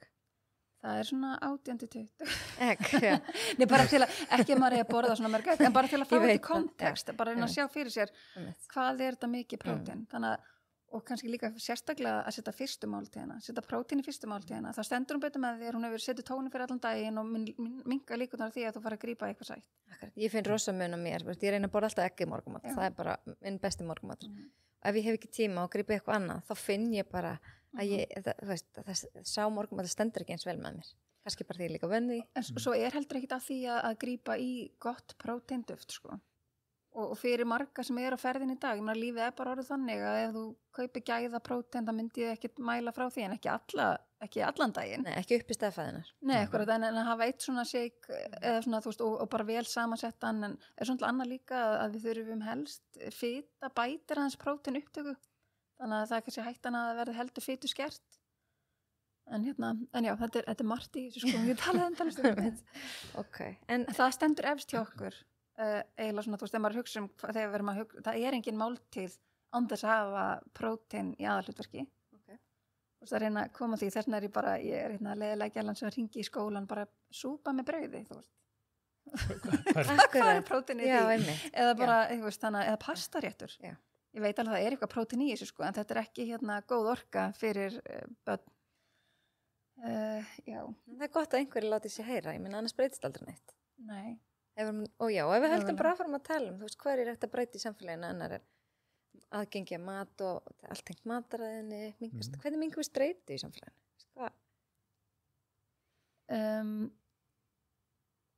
Já, það er stórt spurt, en mér finnst einmitt blóðsykurinn, þannig að vera blóðsykur og streitustjórn, en þetta er bara svo samofið, þannig að ef við náum að tækla blóðsykurinn, þá fáum við aðeins meira rými til að, veist, þetta bara hefur áhrif á svo margt.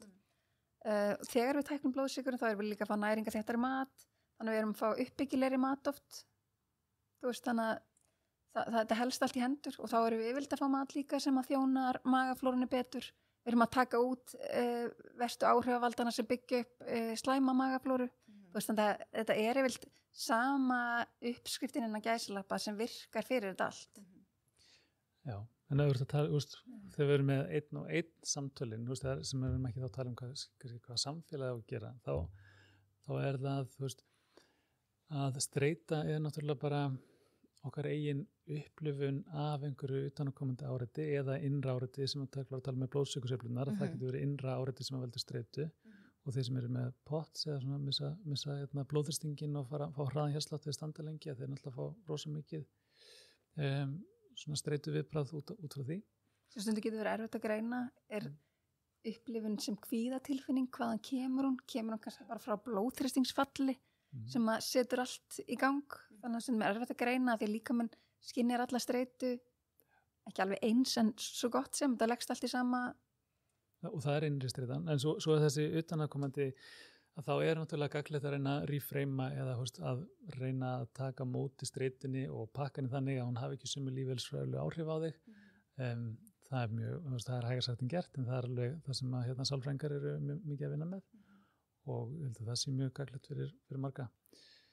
En streitan og hraðin í samfélaginu, það er eitthvað sem að er erfiðara einhvern veginn að ímynda sig hvernig maður ætlar að hægja á því. Af því að við fundum í Svíþjóð og við áttum heima þar og flestir sem hafa búið erlendis að það er einhvern veginn meiri kysla hérna á Íslandi og það er, ég veit ekki hvað það er, en það er bara eitthvað í loftinu, sko. Ég hef svo oft heyrt þetta, sko. Það er bara einhvern veginn á Íslandi virðast annarkvæð maður vera einhverju hamstrahjóli. Bara. Já.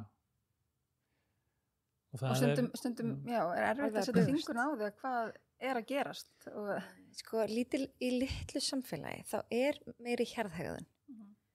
Og hjarðhegðun setur oft einhverja auka pressu á fólk og pressa veldur streitu eða skiljið, það gæti verið eitthvað svona bara og líka bara, það kom líka bara svo flott fram um daginn einhver viðtalið sem ég tók að þú veist, það er svo stutt síðan á Íslandi þá þurftum við bara að vera rosalega mikið hark til þess að lifa af hérna og það kannski bara ennþá í genunum okkar það þurfa alltaf að vera svona ógeðslega dugleg hvað er það?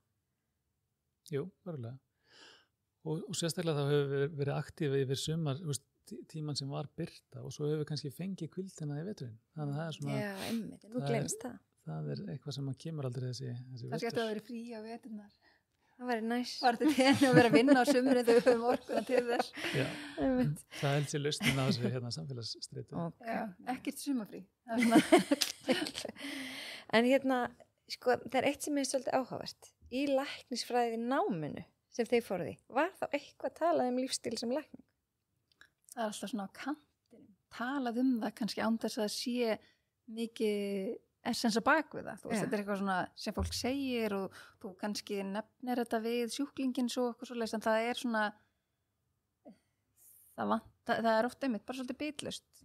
En vitið, er þetta eitthvað breytt í dag nú nokkur ár síðan þegar útskrifast? Ég held að það sé stefnan, en ég veit alveg að það vantar en það heil mikið upp á. Maður getur með ekki tala fyrir hlutinir í dag, en þú veist, það er almennt meiri áhugi fólks og ungar lækna oft, en það er einhverju kúrsar fyrirbyggjandi læknisfræði og svo koma 17 læknanemar inn á heilsugæslustöðvarnar og þá hefur maður tækifæri til þess að ná til sumra allavega. En mig grunar að þessi passion sem er kannski hjá læknum í dag sem var ekki áður, að það sé aðalega að koma frá bara podcastum eins og þínu. Þú veist, þessi fólk inspirerað ekkit endilega það sem maður lærir í.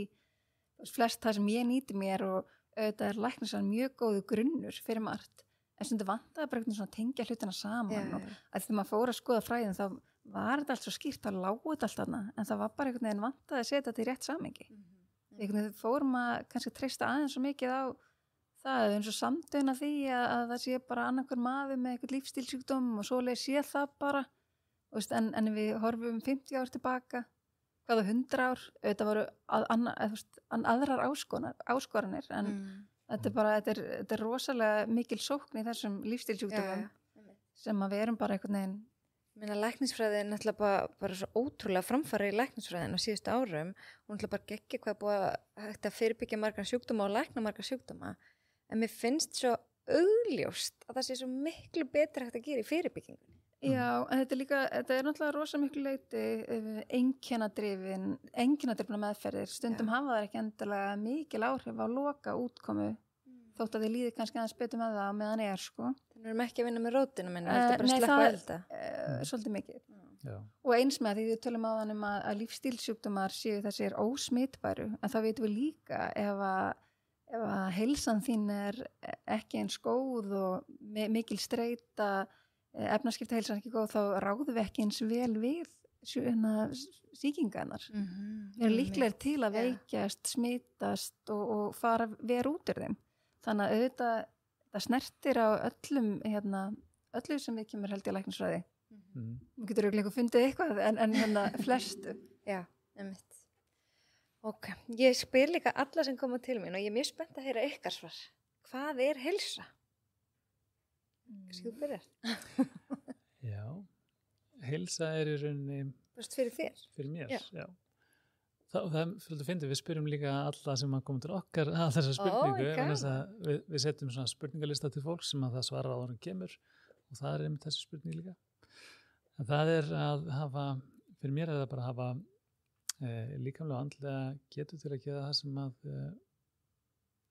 gefur mig gleði í lífinu. Hvað gefur þig gleði í lífinu?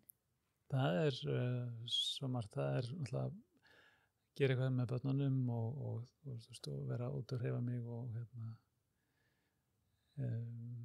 horfa á landsleiki í fótbolta. Það er bara ýmislegt. Já, en gaman. En kannski líka að því að maður aðeins bakka með sound.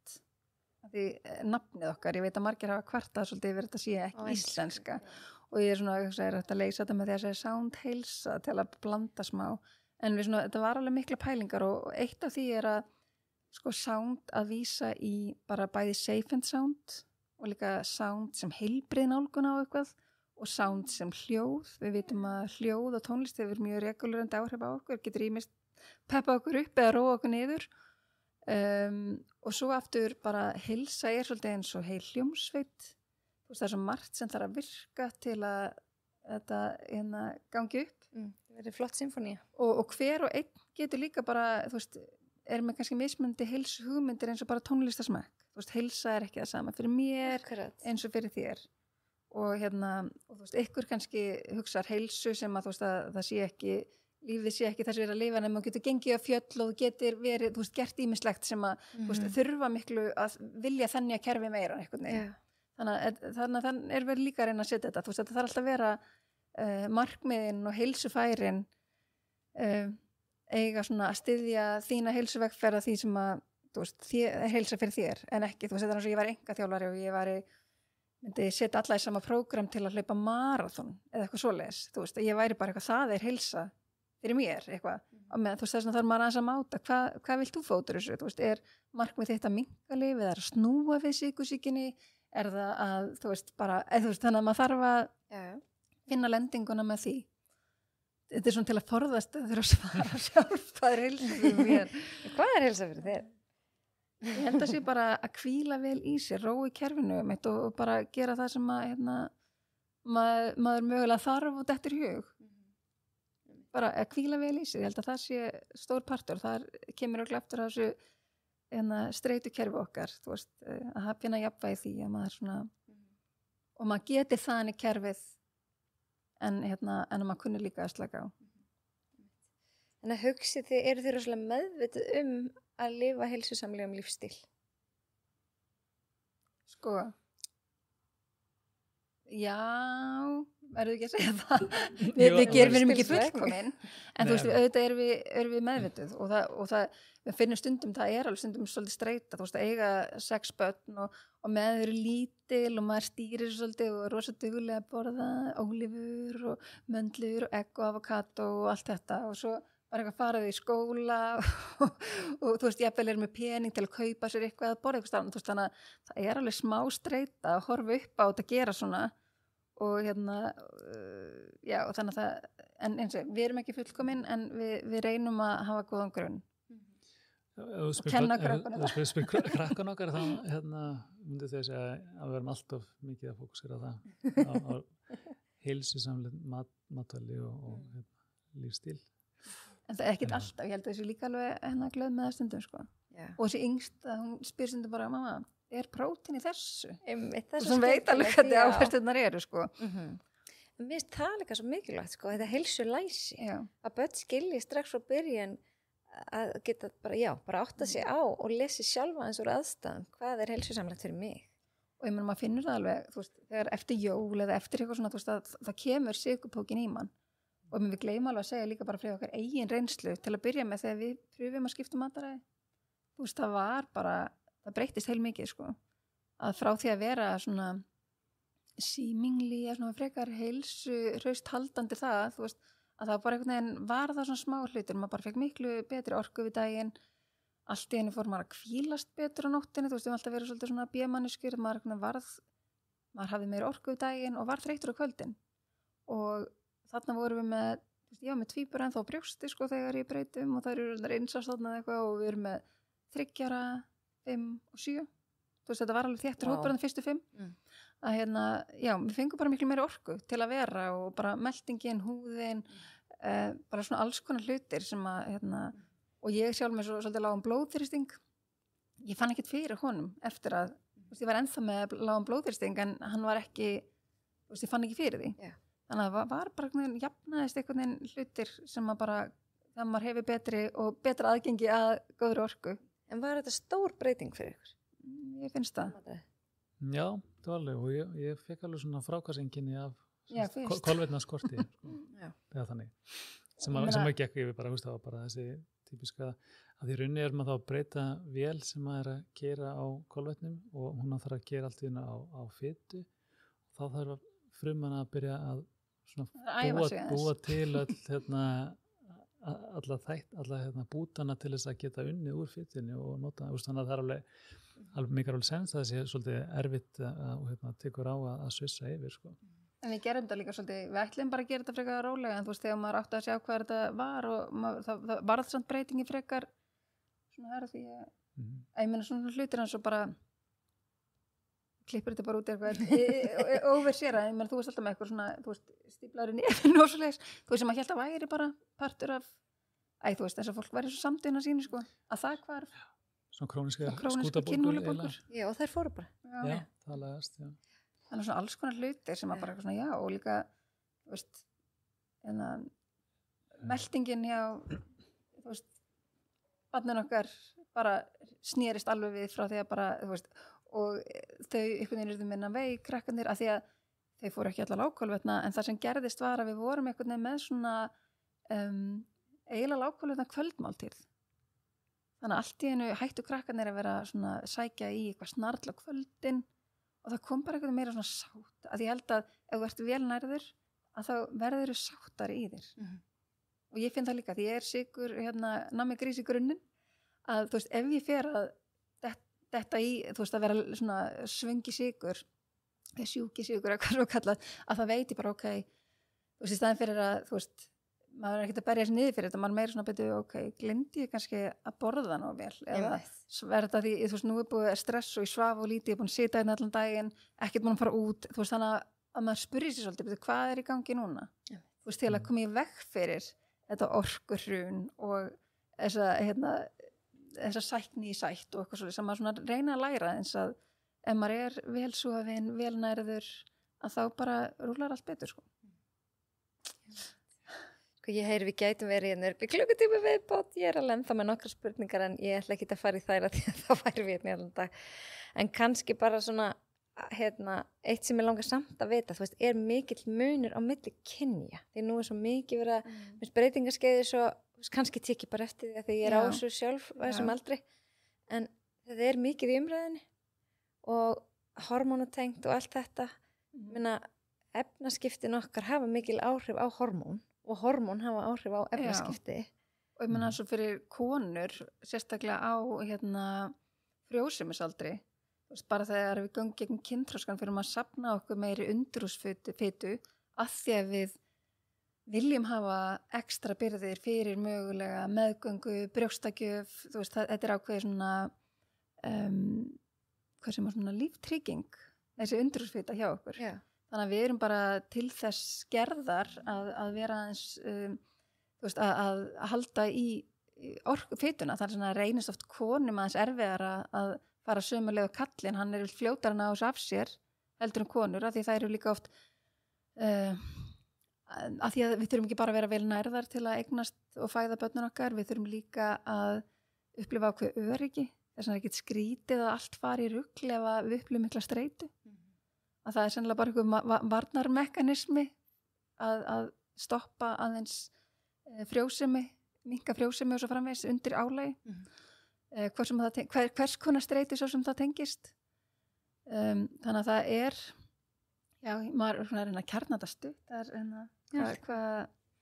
En líka bara eins og til dæmis með ME og sítreitu, sem að það eru það 80-90% af þeim eru konur sem er að fást við þessi flóknu fjölkerfa orku vandamál. Þannig að er oft fókus, það er heilaþoka, það er meltingavandamál. Það er eins og þetta sé bara orkuhrun í kerfinu. Og það sem ég finnst mjög áhugavert líka er að hvernig sko álag, hvort sem að sé toxin, hvort sem að sé hástreituhormón, hvað svo sem það er, að það getur, það er orkufrekt ástand. Það streita er orkufrekt ástand, af því það eru við að vera að bregðast við henni. Þannig að þetta er alveg svo að sé eitthvað skonar varnarmekanismi líka, þar sem að líka með fer í svona orkusparandi ham. Þá er ég ekki að tala um orkusparandi eða endilega fitna, heldur meira bara svona fyrir á hægagang. Já, hægista efnaskiptan. Já, það er bara eins og einstaklingurinn fari í eins konar svona varnarham. Þannig að sem að er kannski þróunalega séð, kannski er eitthvað vit í því, þetta er bara eins og ef þú verður lasin, að þá leggstu gjarnan þið verður hálf bumbul til líður ekki svo vel, fær kannski ykkur að hýta vellu, þú veist, líka með fer í einhvern annan gýr. Og þannig að það er svona spurning hvort að líka með síðan þarna bara fastur í þessum varnarham, þessum veikindaham, sem að gera það verkum að það eru, þú veist, endalaust af furðulegum einkennum oft sem fólk er að fást við og þú veist, nátengt ósýrðataugakerfinu, ónæmiskerfinu, já, dægursöfnu, allir pakkin. Þannig að já, þetta er erfitt að kjarna þetta stutt. Nei, já, hvort það væri munur á milli kynja, aðalega bara. En ég held að þær séu næmari fyrir, að vissuleiti, fyrir þessu umhverfi sem við búum í. Svona alltaf PCOS, alveg fyrir að tala um það. það rosa nátengt insúlín viðnami og þannig að þú veist með lélegt insúlín viðnám þá líklegur þú fáir. Já, ef þú veist með mikið insúlín viðnám að þá eykur það líkurnar, en svo spurðum við líka, þú veist, ef þú er með 100 konur með slaka efnaskipta heilsu eða auki insúlín viðnám, að þá er kannski bara 50% af þeim sem samt prófa með sér þetta PCOS. Það er fjölblöðru eggjastokka heilkenni. Og meina, það eru hærri karlkynshormónu stundum talað skilur, til að einfalda þetta. Það eru auknar blöðrur á eggjastokkum og svo er það óreglulegar blæðingar. Þetta er svona þrennt sem einkennir þetta, þú þarft ekki að vera með allt. En það sem að kannski, ef við hugsaum þetta líka aftur í þróunarlegu samhengi, þá var þetta kannski konur sem náðu frekar, þú veist, að lifa af. Þú veist, það voru sterk byggðari og gátu einhvern veginn, þú veist, lifað af harðan vetur. En þú veist, eru berskjaldaðar í þessu umhverju sem við erum í dag. Af hverju voru þær þannig, segir þú? Að því, sem við hugsaum bara um insúlín viðnám, þá það getur alveg þjóna okkur þegar að það er skortur á mat. Þá höldum við betur í líkamlega burði, þú veist, við erum aðeins duglegir að vinna með það litla sem er.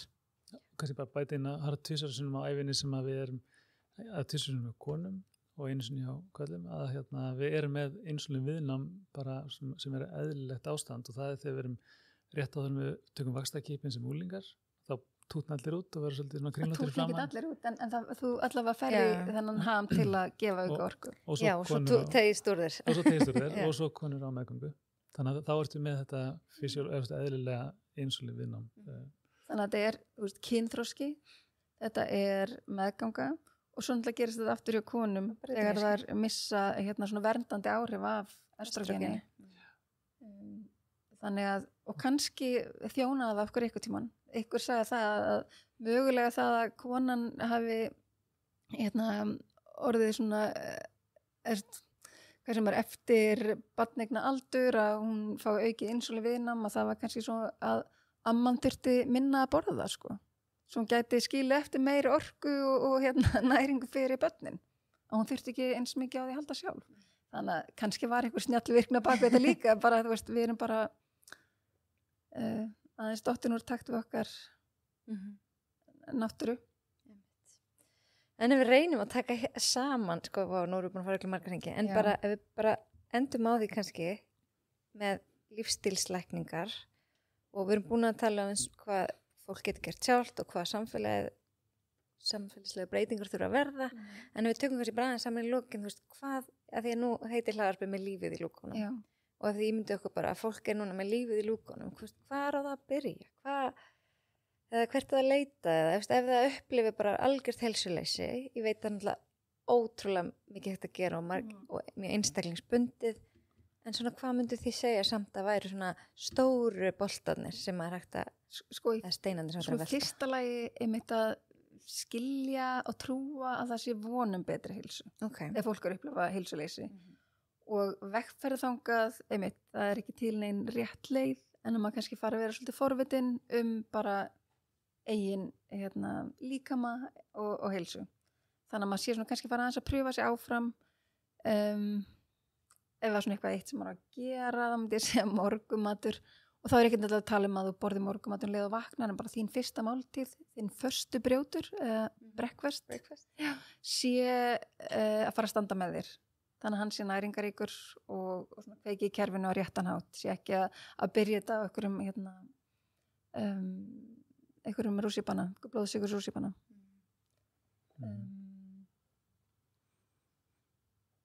Já. Og svo bara fræðsla af valdefni að hlusta líka. Já, ég held að það væri bara mjög gott að skoða þessar 6 stoðir, grunnur fyrir heilsu og maður kannski reyna aðeins að máta sig inn í þetta, hvað er það sem ég myndi helst vilja vinna með og hvað vantar mig að bæta. Það getur hjálpa manni svona að setja fókus en svo er þetta bara svo svakalega einstaklingsbundið að maður kannski einhver sem er með svefntruflanir sem er vandamálið en við komum til borðar aldrei fyrir klukkan 8 á kvöldin og svo er hann að borða fram til miðnættis að þá þarf maður að einhvern veginn að samtvinna þetta tvennt, að kannski færum aðeins þungan af kaloríunum fyrr daginn og allt þetta. Þannig að Það svo erfitt að, já, bara forvitin með heilsu, það, ef þú ert með einhverja, heilsu kvilla, þannig að átt að leita í heilsugæsluna og fá úr því skorið og bara greiningu hvað vandamálið er. Við erum að gera svona viðbóta þjónustu hjá okkur, þannig að fólk getur komið og bóka ráðgjafi til hjá okkur, þannig að það er, og svo erum við líka með þetta stöðumat, þannig að ef fólk hefur áhuga að vita hvernig það stendur, af því að eins og ég vinn í heilsugæslunni, þá er ekki mjög vinsælt að vera að taka endalaust af blóðpröfum, en þess að kostnaður lendir á heilsugæslunni og það er alltaf verið að hugsa að spara þar en ekki vera að spá í fyrirbyggjandi aðgerðir mikið. En ætti það ekki vera bara svolítið, væri ekki bara gott ef allir færi blóðpröfu eins og ári? Ef þú veist hvað ætlar að gera við þessar blóðpröfur, það er líka því að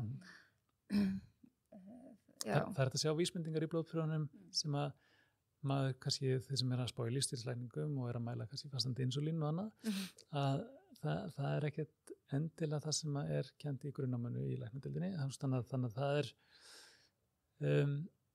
ef þú ferir einu svona ári í blóðpröfu þá er bara mjög gott að þú hafir einhvern til þess að hjálpa að lesa úr þeim. Já, ég bara hugsa, þú veist, fólk fyrir með bílinn í skoðun einu svona ári sem bara skilda og þú þarf að fá stimpilega með það, skilur en svo getur við farið mörg ára án þess að láta tjekka á okkur. Já, menn helst myndum að bara vilja einhvern veginn að fólk hefði meira heilsulæsi og gæti þá fylgst með og tekið eða vill stefnubreitingu, þú veist, að því að það er að sjá hvað stefnir í blóðpröfunum.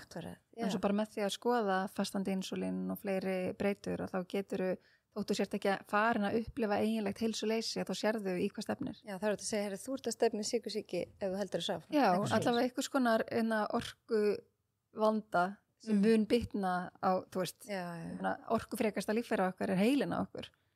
Þannig að þess að skiptir þetta allt máli.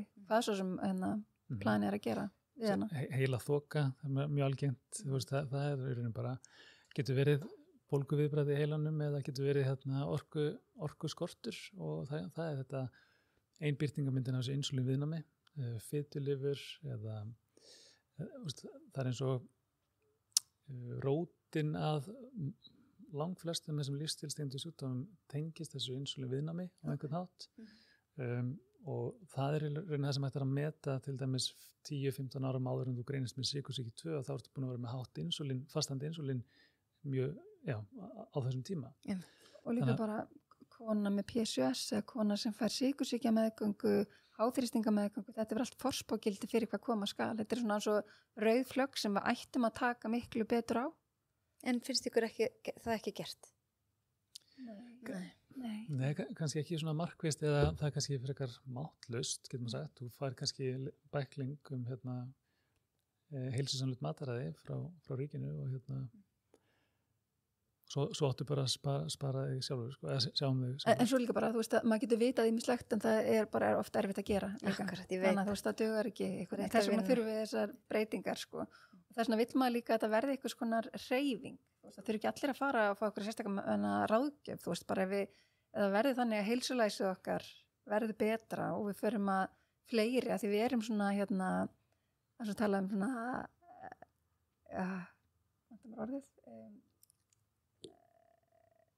hjarðdýr. Já. Þessi hjarðhegðun, skilur. Að þess vegna ættum við að stefna því að gera þetta svona, að við ætlum að vinna í þessu. Já, það var ekki. Við ætlum að Ísland best í heimi. Já, akkurat, minnst útgjöld í lífstílstengda sjúkdóma. Já, það verður ekki markmið. Og án þess að vera eitthvað fanatist og of mikið, en þú veist, jafnvægi séu lykil orðið. Samfélagstengda sjúkdóma. Já, einmitt samfélagstengda sjúkdóma. Já, en einmitt þetta umhverfis samfélags, maður getur líka verið mist heilsuna því að búa í rakaskemmdu húsnæði. Þannig ertu með eitthvað stöðugan áhrifavald sem er bara að setja kerfið þitt í. Ég þekki alveg nokkar einstaklingar sem hafa lent í því. Já, og þarna gengur að milli lækna að það er ekki víst að neitt koma auga á þetta. Þannig að þetta er tótt að þessi meira viðurkennt í dag heldur en bara fyrir 5 eða 10 eða 15 árum að þá er það ennþá mjög langt í land með það. Ég ætla alltaf að taka þátt það. Ég þarf eiginlega að gera bara heilan þátt það. Hvaða áhrif rakaskemmdir getur haft á, eða mygla. Já, að því þetta er ekki bara, þú veist, ef það eru rakaskemmdir þá eru alls konar efni.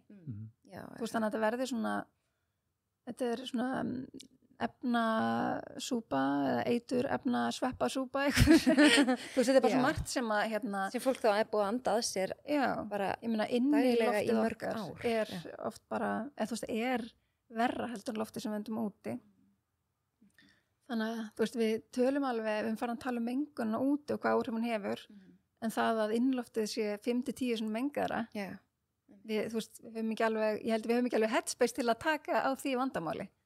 Og svo uppgöfum frá efnum og annað slíkt. Þannig að það er rúmdínur, þú veist, fólk hefur heyrt það líka, þú veist, það er líka svona. Þannig að hafa opna glugga meira kannski. Já, alveg. Og reyna að vera svolítið meira utandýra og eða er hægt. Það er sund. Já, en mér dætt líka eitt í hug, ég er nýbúin að taka viðtal við lækni á heilsugæslunni á Akureyri og hún er sem sagt búin að komast á heilsueflandi vinnustað.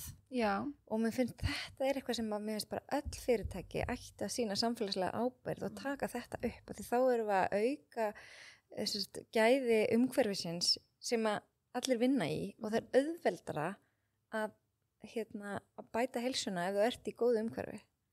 Þarna er líka bara, maður hugsa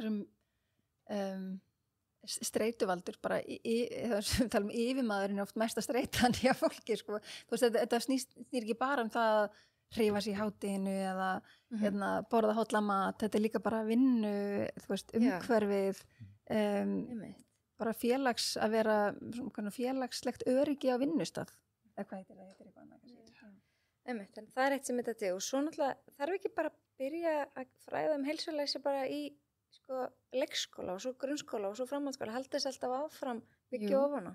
Ég myndi vilja sjá í fyrsta lagi bara betri mat í skólum og bara á íþróttaviðburðum að það sé bara einhvern veginn svona. Já, og líka í heimilisfræði. Já. Það sé ekki bara verið að kenna að gera mismundi snúða og skonsur. Og sennilega. Kenna hvernig maður á að búið til omelettu. Bara sjóða fisk. Mér finnst bara að enginn þetta útskrifast úr 10. bekk nema þú sért bara með 10 máltíðir sem geta bjarga lífiðinu. Bara eitthvað basic, svona, þú veist, svo getur þú verið með einhverjar flóknar útfærslur, en það þarf ekki að vera flókið, það vita hverjar áherslunar eru í máltíð, þú ert að byggja máltíð, hvað þú hafa bak vegrað, hvað kemur til greina. Já, einmitt, þú veist, þannig að þú sért svona aðeins að geta mátaði við þetta, skilið þetta, þannig að, þú veist, í dag þú veist, andlega verst hjá sem yngstu sem eru bara eitthvað, koma heim með, bara var engin sykur þessu, það var bara svona púðusykur. Þú veist, þannig að það hotlasta sem kom heim eða voru sannlega, þú veist, hvað heitir það, pizza, ég veit ekki svo hvað það heitir, brauðstangir. Já. Þú veist, já. Akkurat. Þetta snýst alltaf um peninga. Ég veit. Það er bara að spara. Það er ódýrast að kaupa hveiti. Algjörlega, hveiti og sykur, þú veist. Já. Svo er kannski að slá saman þessi vandamáli með skólamötuneytið og heimilsvæðina, ef að krakkarnir myndi bara taka þátt í að búa til hátíðismatinn, þannig að það var bara hver bekkur myndi sjá eina viku að búa til hátíðismatinn og það bara fyllt að litlum vinnumönnum hann inni. Og vonandi að greinist ekki ykkur svo vera svo mikið hræðsla núna. En hafa þau, ég meina við vorum með krakkana í Montessori leikskóla í Svíþjóð, einhvern í Helsingborg. Þá voru, elstu krakkarnir voru ofta að gera brauðbólur eða gera eitthvað sem var svo með matnum, sko. Þú veist, þannig að það var verið að, já. Skemmtilegt. Þannig að, en allavega, það væri hægt að gera margt. Þetta er svona. Ég held að það sé líka góðu tími þegar ungt par eða bara par er að á vona barni og er að fara í fyrstu fræðsluna hjá ljósmóður og hvort sem er heilsugæslu eða annars þar að það er líka tækifæri til þess að fara yfir efnaskiptaheilsuna og fræðslu og líka þeir sem er að reyna að vera óléttir eða reyna að eignast barn. Það getur gengið erfiðlega ef að þessi efnaskiptaheilsun er ekki í lagi. Og það sést ekkert alltaf utan á fólki nefnilega. Nei. Alls ekki. Og ég meina, akkurat, þetta hefur svo, auðvitað hefur þetta fullt með þyngdarstjórnun að gera, en samt ekki, þú veist þetta, næring er jafn mikilvæg fyrir alla, sko. Já, nei, menna eins og íþróttakrakkar, veist, sem eru bara næstu orðnir afreks, þau hafa verið að greinast með forstigs sykursýki. Já. Það sést ekkert utan á, þetta er alveg hraust, en það bara matara er þá bara örgulega einföld kolvetni, ekkert annað. Það hefur búið að vera að hlaða svolítið vel og líka náttúrulega við vitum að afreks að það er oft mikil streita sem fylgir í, það getur fylgt ofþjálfun, þannig að þannig getur fengið, þú veist, óhagstaðar meldingu og magaflóru bara við sko þá streitu sem fylgir skort á endurheimt. Og þeir sem hafa pröfað að nota hérna svona hvað er það, sýriti, svona blóðsykursýriti sem maður setur á upphandlegginn og hann er oft í 2 vikur og fólk sér stundum mjög háan hérna sykurtopp á þess að hafa borðan eitt og sérstaklega mótnana og hérna Oft eftir æfingu, þegar ekki líka? Jú, það getur hækka verulega, ég meina það er ekkit að því að hækka, Nei, þú veist, hann á á að að gera gerast, það. já. En þú ætlar að segja með þá sér fólk sko hvað lélegur nætursvefn hefur mikil áhrif eða streitan hefur mikil áhrif á blóðsykurinn á þess að þú hafi verið að borða henni sér og það er það sem að kortisol og adrenalín og þessi hormón gera, þau láta lifrin að pumpa út þessum blóðsykri, þannig að hann er aðeins herri, þannig að vöðvarnir geta gripið í hann og getum hlaupið í burtu frá íspinninum eða hverju sem er. Sem var hérna í gamla dag. En það er náttúrulega það, þú veist að líkaminn í grunninn er svo snjall að hann hækkar blóðsykur þegar hann telur þau þurfa á því að halda fyrir átök, fyrir, þú veist, en ekki alltaf. Þú veist, þannig að þetta á að vera að þjóna þér í bráðum aðstæðum. eins og aukin bólguverkni, þú veist, það er á að þjóna okkur þegar við þurfum að því halda. Mæti podcast, halda fyrirlestra. Það er ekki svo það slæmt. hækkar. Já, veit þú. Það getur gert það. Nei. En erum við þá búin að fara yfir alltaf helsta? Tja, Er eitthvað sem þeim brennur ennþá á ykkur sem að þið finnið að hvað langar að bæta við? Nei, það var eitthvað að tala fara út í bara blóðpröfur sem er áhugavert að skoða og annað slít, en ég held að það var bara Kannski bara seinna. Já, komið ekki bara aftur eftir ár. Ég er búin að segja þetta við nokkra og það er svo, ég held að sé geggjað áhugavert að hitta fólk einu ári bara. Ég meina því að það gerist margt á einu ári. En svo er ég líka að vona, eins og tala þú veist, að tækla þetta á mismundi stigum. Ég er að vona að þetta komi bara verði bara orðin almenn þekking. Já. Þá getum við bara að fara að gera eitthvað annað. En er það eitthvað sem kannski þetta nýja félag lífstíls ætlar að beita sér fyrir? Sko, alla jafna hefur kannski lífstílslækningafélögun í hinn verið svona að miða því að miðla til annara heilbrigðisstétta.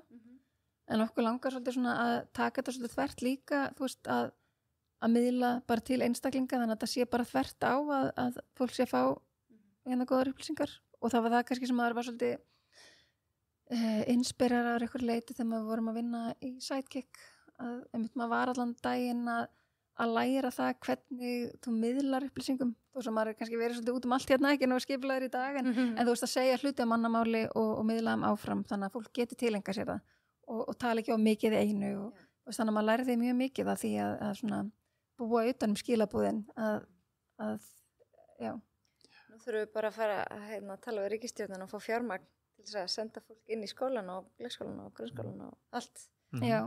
Það skiptir máli. Það skiptir ótrúlega mikið máli. Og bara svona hands on, þú veist það sem á líka lendir í að þú sér að það er fullt fólki sem bara kann ekkert að athafna sig í eldhúsinu og þá er náttúrulega líka þótt að væri best ef við myndum elda allt frá grunni, þú veist þannig að það á fólk ennþá lengra í landa, þú veist það á ekki hnífana sem að þarf til að skera niður eða þú veist pönnuna sem að þarf, þú veist, alls konar svona hlutir, þú veist þannig að það er svo, já ég held að þetta ætti bara að vera eitt af svona grunn life skills sem þú ætti að læra í skólanum sko.